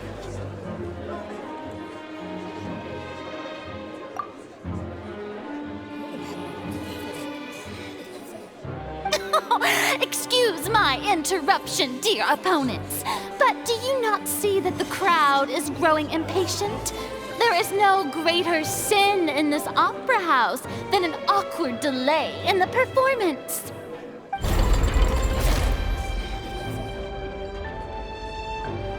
If the defense is unable to make further effective arguments, we will move on to the next stage of the trial.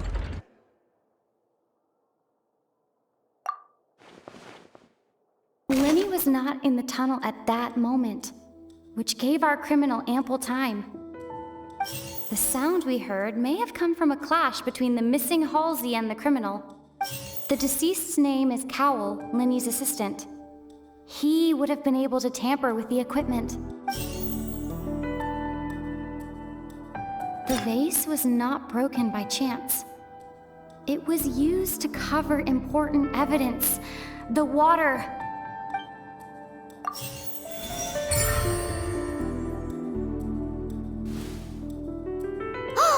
Paimon gets it! It all comes together if Halsey disappeared instead of being kidnapped. Lynette escaped from the water tank, vanishing gradually and leaving only clothes behind. If there's a similar method where a person could be transformed into water... Oh, just a moment, please. I do hope you know how preposterous you sound at the moment. How could a person ever be transformed into water? This is reality we're talking about here, not some magic trick. Must we really? I should think that of anyone. Your friend Linny already knows this truth very well. Magic tricks are ultimately just illusions and misdirection. But Halsey's disappearance is very real.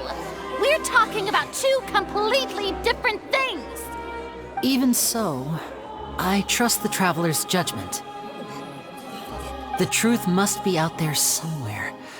Perhaps some new line of reasoning may open if we try to gather all the focal points that don't make sense. Since Cal was the deceased, we haven't placed much attention on him. But given that we aren't making much progress with the case, it wouldn't hurt to have a look at his belongings, would it? People really do come up with all sorts of harebrained schemes when at the end of the rope. The way I see it, your suggestion that we broaden the scope of our investigation is nothing but a tactic for stalling the trial. Nevertheless, I believe that this is a reasonable request on the part of an attorney. Since the trial does indeed appear to be at an impasse, I believe that additional evidence may help us make more progress. Guards, please step into the lounge and examine the personal effects of the deceased Cowell.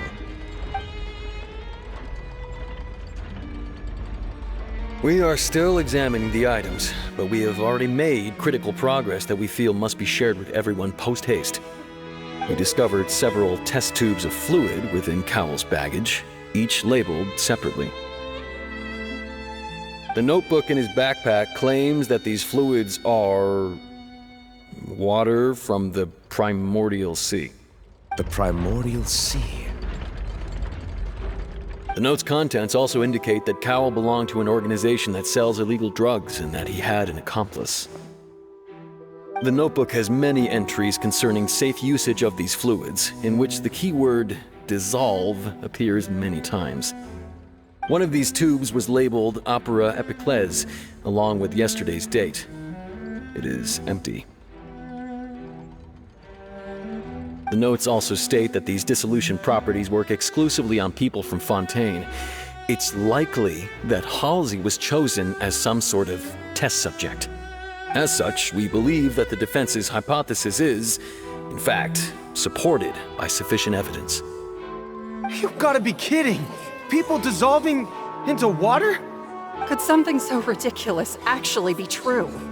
Wait a moment. This reminds me of a certain prophecy, but it's just a coincidence, isn't it?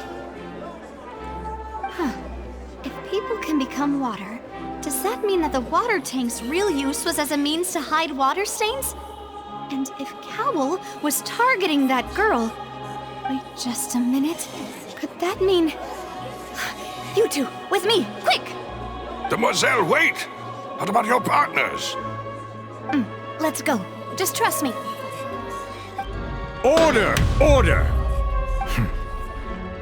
It is undeniable that further examination of the deceased's personal effects has yielded some surprising results, but we cannot yet verify the veracity of these clues. Still, let us assume that these clues are indeed authentic, albeit with the understanding that Ms. Halsey has yet to be found. Guards, please continue examining the items along these lines. Mr. Linney, it appears your hypothesis is supported by the evidence, so please continue speaking. Of course. Thank you, Your Honor. If we uphold this hypothesis, I believe that many of this case's seemingly unrelated clues can be connected together. Right! Like the metal hook! That one didn't make sense at all. Let's think about this. Cowell's methods must have something to do with that water from the primordial sea.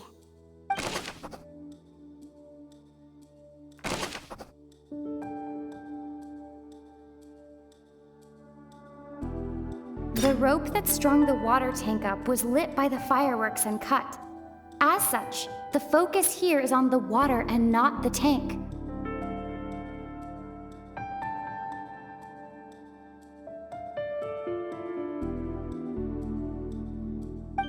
The deceased's name is Cowell, Linny's assistant.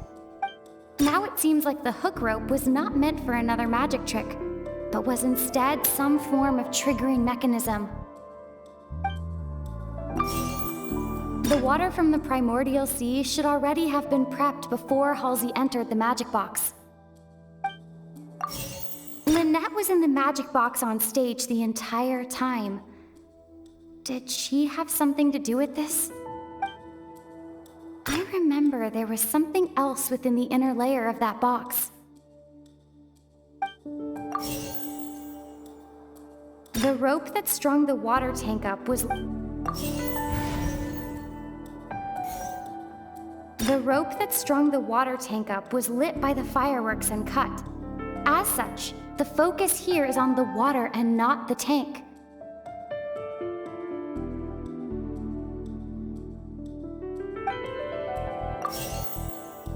Now it seems like the hook rope was not meant for another magic trick.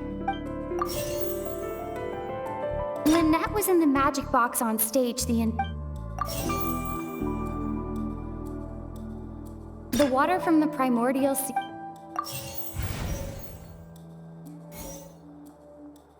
The deceased's name is Cowl, Linny's...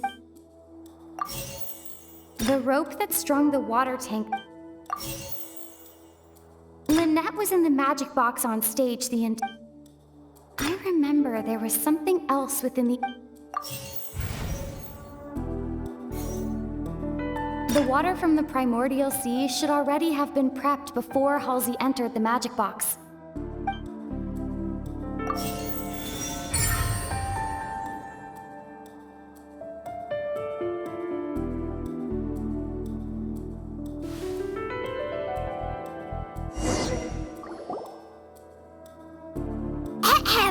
It's Ace Detective Paimon's time to shine again! In the original plan, Cowl would tamper with the water tank rope and the number selector securing his target. When the magic box containing Halsey was lowered, the metal hook would retract gradually and pierce the balloon at the top of the box.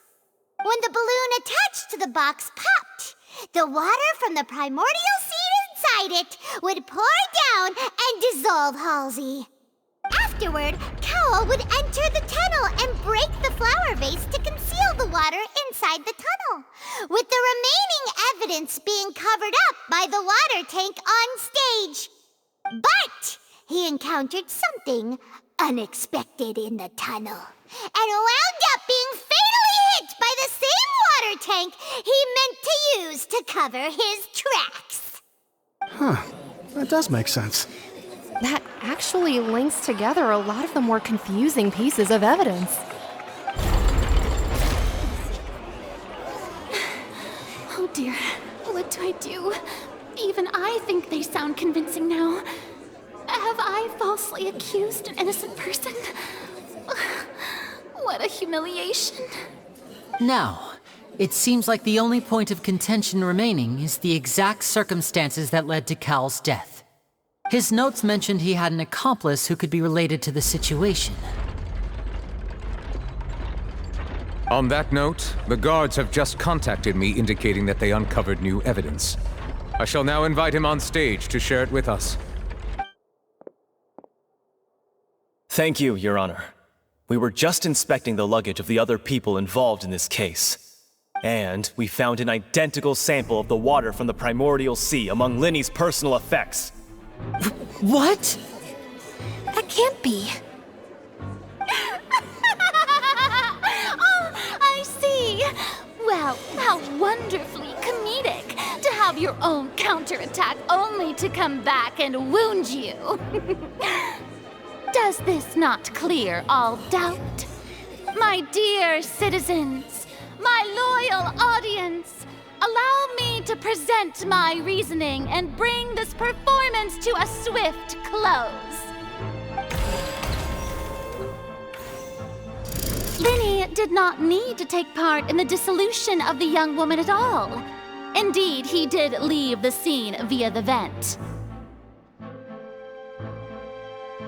Having made modifications to the props beforehand, his accomplice Cowl then caused Halsey to vanish using the water from the primordial sea.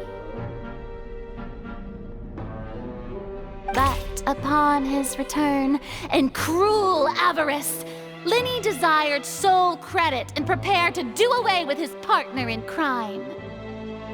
Ultimately, he knocked Cowl out, and the tool meant to cover the crime up also became a murder weapon.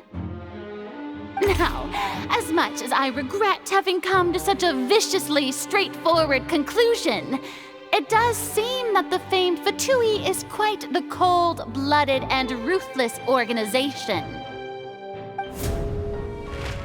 Am I right, Mr. Linny? We've used up all the evidence we collected. There's no way for us to make a rebuttal here. Is this the end of the road?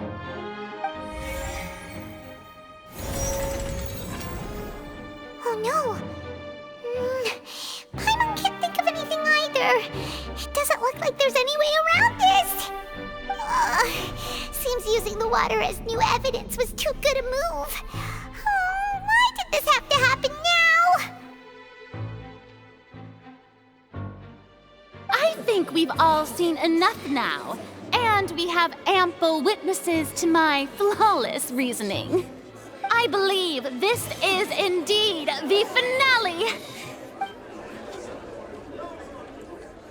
Now then, my good, noble Chief Justice, should we not, in your view, move... Excuse me, everyone, but I must interject! Miss, I must ask you not to shout, and to respect the ongoing legal proceedings. Oh, come on, don't be hasty. I have a good reason for interrupting, you know. Now, would anyone here like to take a little break from all this debate and see a little magic? I'll show you an amazing trick, one that can bring a young woman who has disappeared back in the flesh, right before your very eyes. Please, do the honors, Mr. Linny, if you would be so kind. What in the world is she saying?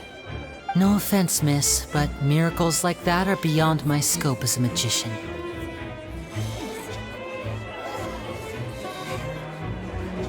Come on now, don't be silly. Magic is all about misdirection, isn't it? It often conceals the truth while presenting a fascinating illusion.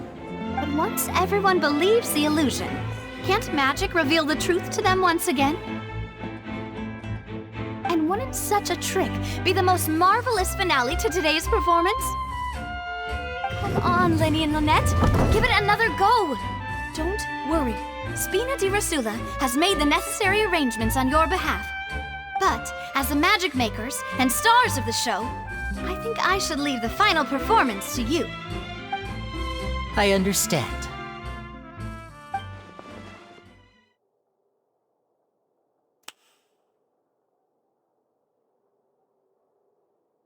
And voila!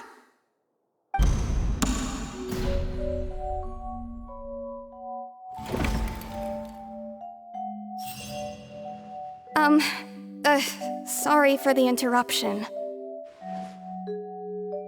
Wait, isn't that Halsey? So the whole thing about people dissolving wasn't true after all?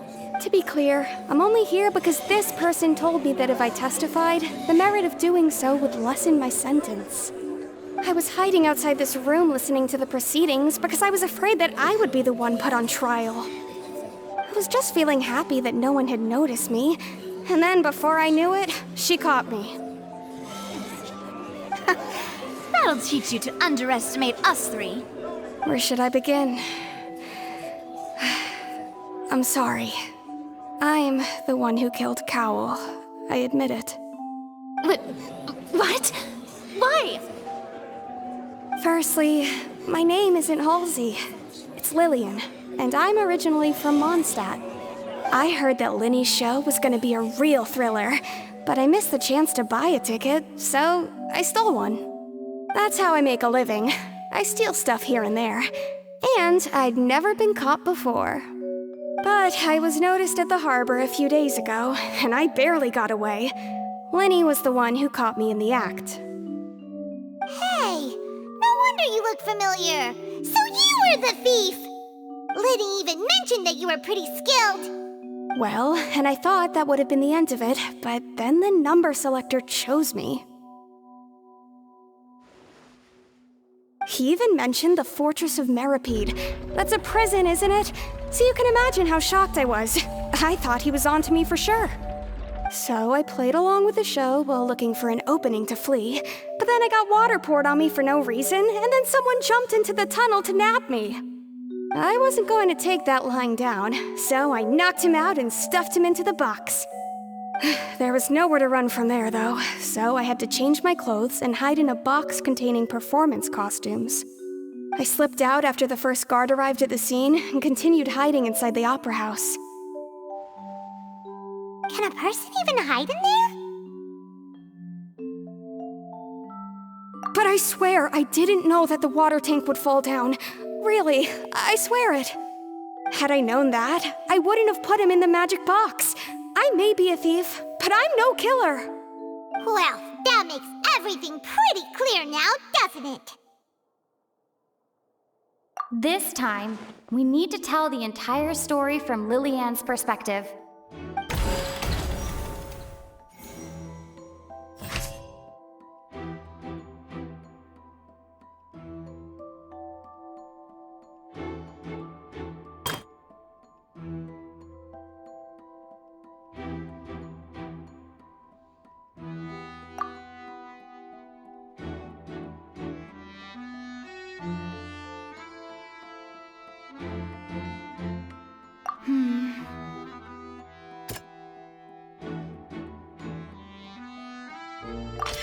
The strange sound wasn't from a fight. It was Lillian's attempt to break out when she was frightened.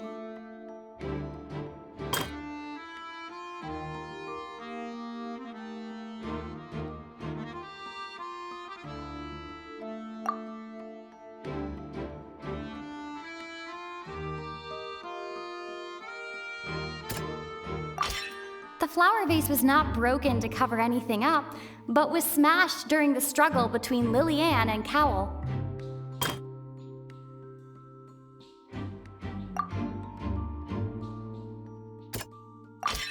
Lillian was afraid that she would be recognized if she left, so she changed clothes and hid, biding her time. Just what one might expect of an experienced thief. And it's Ace Detective Paimon time! Having been selected out of the blue, Lillian panicked. Her panic only intensified after she entered the tunnel and had water poured on her head. So she kicked the door open, producing the thud we all heard. Hearing the commotion, Cowell leapt into the tunnel, only to discover that Lillian had not dissolved. He did not know that Lillian was not from Fontaine, but was a thief who made her way in by stealing a ticket. Mistakenly believing that the water from the primordial sea needed time to take effect, he tried to force Lillian back into the box. The two broke the flower vase during the struggle, but Lillian came out on top, knocking Cowell out and putting him in the box. With no way of escaping, she changed her clothes and hid in the costume trunk until the performance ended.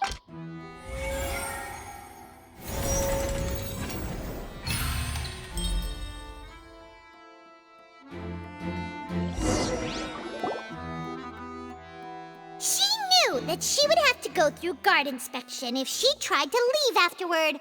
So, she has been trapped in the opera house these last 2 days. She had already become desperately hungry by the time we were chatting over macarons. So, she swiped 2 of them right under our noses. Talk about a sneaky thief. At this point, all the events that happened in the tunnel have now come to light. Ah, so that's the whole story. Bravo! Bravo! Now then, Lady Farina, do you wish to speak against the defense's statements? Please answer the question, Lady Farina. Also, if I may add, the trial has not yet ended. As such, I request that the prosecution not leave the room before the proceedings have concluded. What, are you reading my mind now? No, I have no further arguments. I admit defeat. But really, could you at least have left me with some dignity? Wow, look at that! She's like a deflated balloon now. If there are no objections, then as the Chief Justice of Fontaine, I shall once again repeat the full sequence of events. The actual perpetrator of the serial disappearances, Cowl, selected his next victim from the audience reservation list. With some modifications to the selector, he could ensure that the pre-selected young woman would be chosen. To cover up any evidence while committing the deed, Cowl thought of allowing the water tank to fall, which would conceal the water left behind after the young woman was dissolved. He also tampered with the rope suspending the water tank, using the fireworks at the end of the performance to cause the tank to drop and hide the watermarks. He poured the water from the primordial sea into a balloon during the preparation of the magic box and stuck it to the box's lid. Finally, he passed the prepared hook on a rope through the gap in the magic box's door when bringing the young woman to said box. When the magic trick officially began, the box containing the woman was lowered into the tunnel, tightening the hook rope and bursting the balloon containing the water. If all had gone to plan, the young woman would be dissolved at this time. However, Lillian was not from Fontaine and thus fled the box with a loud noise. Realizing that there was trouble, Cowl entered the tunnel and met Lillian. Thinking that the waters had not yet taken effect, he decided to proceed. However, his opponent was more capable than he thought, and he was overcome, knocked unconscious, and placed into the magic box, and thus became his own final victim. Lillian, according to her own statements, then changed clothes and hid until the performance ended, before hiding in other parts of the opera house. As for Linny, he was in the underground structures within the opera house, and was thus ignorant of these happenings. From this reconstruction of events, we can conclude that Linny, the accused, is in fact innocent.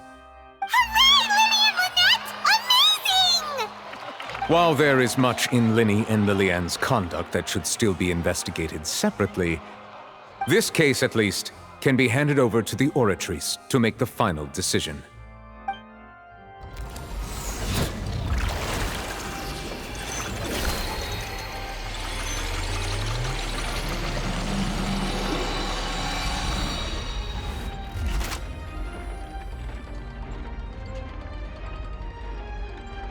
As such, Linny and Lynette are officially declared not guilty.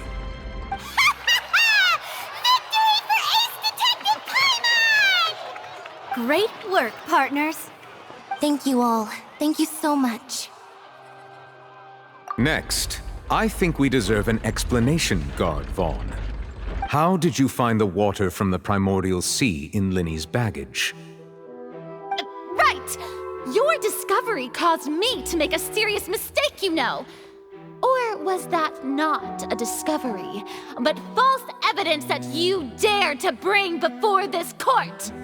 I suspect that the accomplice mentioned in Cowell's notes was not Linny, but you, yes?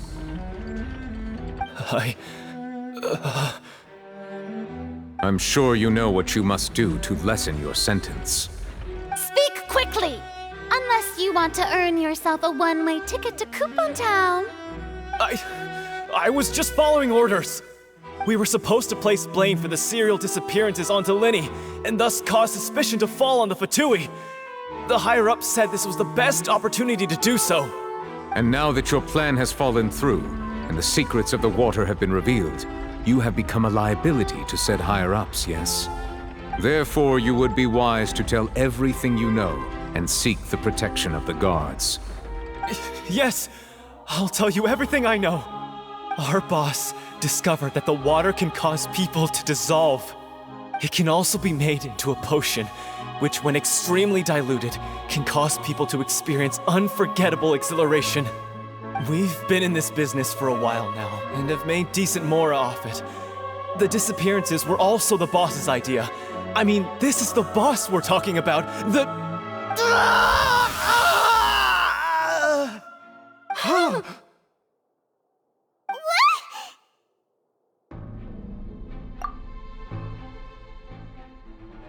And now he can no longer talk.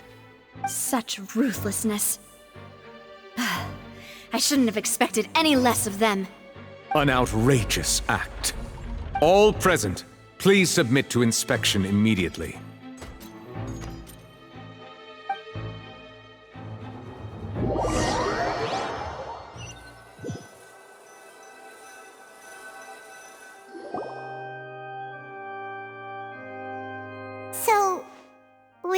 going back now?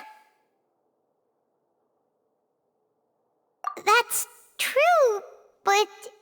Traveler, Paimon! Please wait. Lenny... I know you may not want to speak to me right now. Maybe you don't even want to look at me. But still, let me thank you again for defending me to the end, even after you learned that I'm a member of the Fatui. I guess. But regardless, I'd like the opportunity to set things straight. I didn't approach you with any ulterior motives or ill intent. I've spoken to you as myself, just plain Linny this entire time. As for why I'm a Fatus, it's because the goals of the House of the Hearth align with those of an orphan like me. That's all. That was how Father, who you might know as the Knave, approached recruiting us back then too. The Knave?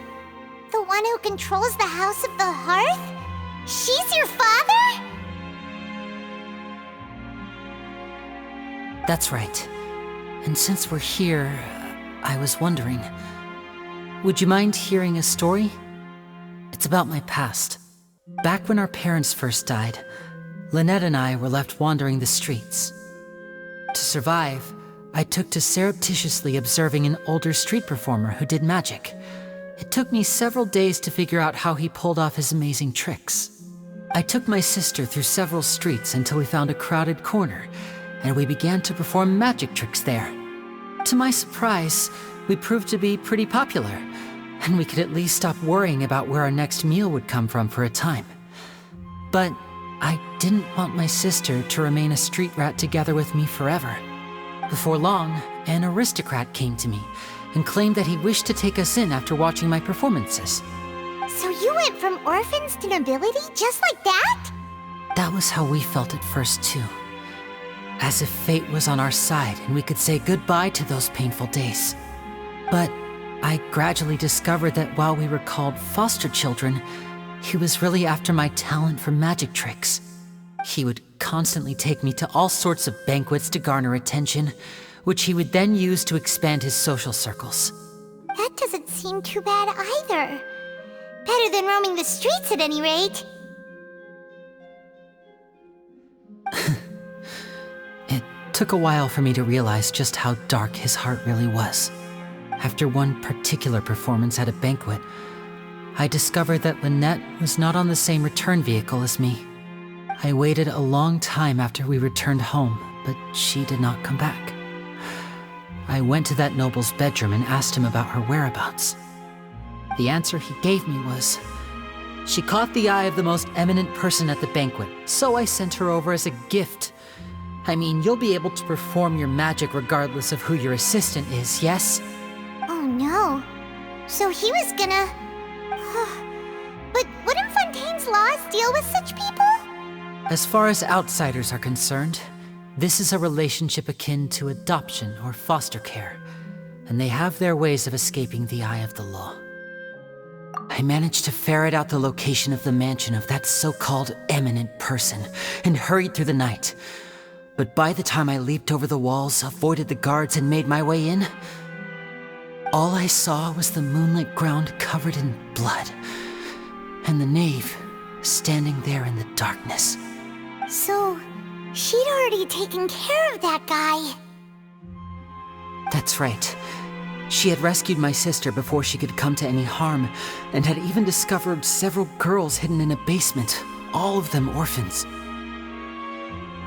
Father, the knave, might have seen something in me, and so she made me an offer. The House of the Hearth welcomes you, for your interests align with ours. Here, none will ever betray you. Indeed, betrayal shall never be permitted here. I was hesitant to trust her. I had just been betrayed by nobles. But she was also quick to destroy the noble who had taken us in at first, giving us back our freedom. Oh, so that's how the two of you joined the House of the Hearth. She has her own plans. She has gained permission from the Tsaritsa to first use the Gnosis' power when she obtains it. She plans to use it to find a way to break the prophecy and save Fontaine. So, she believes in that prophecy too? That's right. The whole House of the Hearth is currently working to combat that crisis. Today's case has also proven that people from Fontaine can indeed dissolve into some sort of water, thus further supporting the prophecy. All of us house members here, Lady Arlecchino herself included, are from Fontaine. We won't give up on defending our homeland. To us orphans, the only connection we have left to this world, apart from our family, is our homeland. So, from small deeds like distributing magic pockets to huge schemes like stealing a Gnosis, everything is aimed at dealing with that prophecy. It's all right. I understand. The only thing I can do is relate all this to you. I just hope you can understand that even as a member of the House, I have never stopped making my own decisions, and that I believe what I'm doing is right. If you should need anything at all in the future, feel free to find me.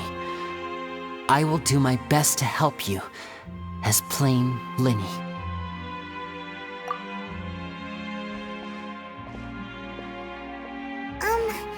Bye, Linny!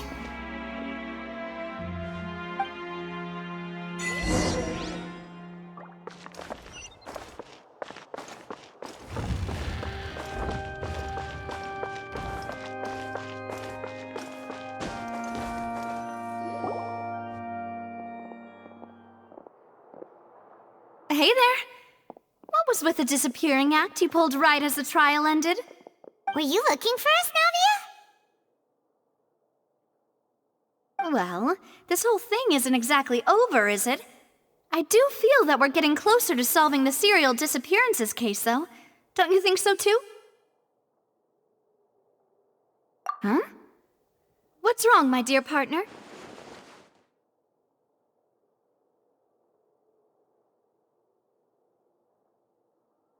Besides, are you sure we're the ones who can crack a case that's been cold for decades now? And given that there's new evidence from the trial, there should be a trail of breadcrumbs for the Hydro Archon's people to follow now, right?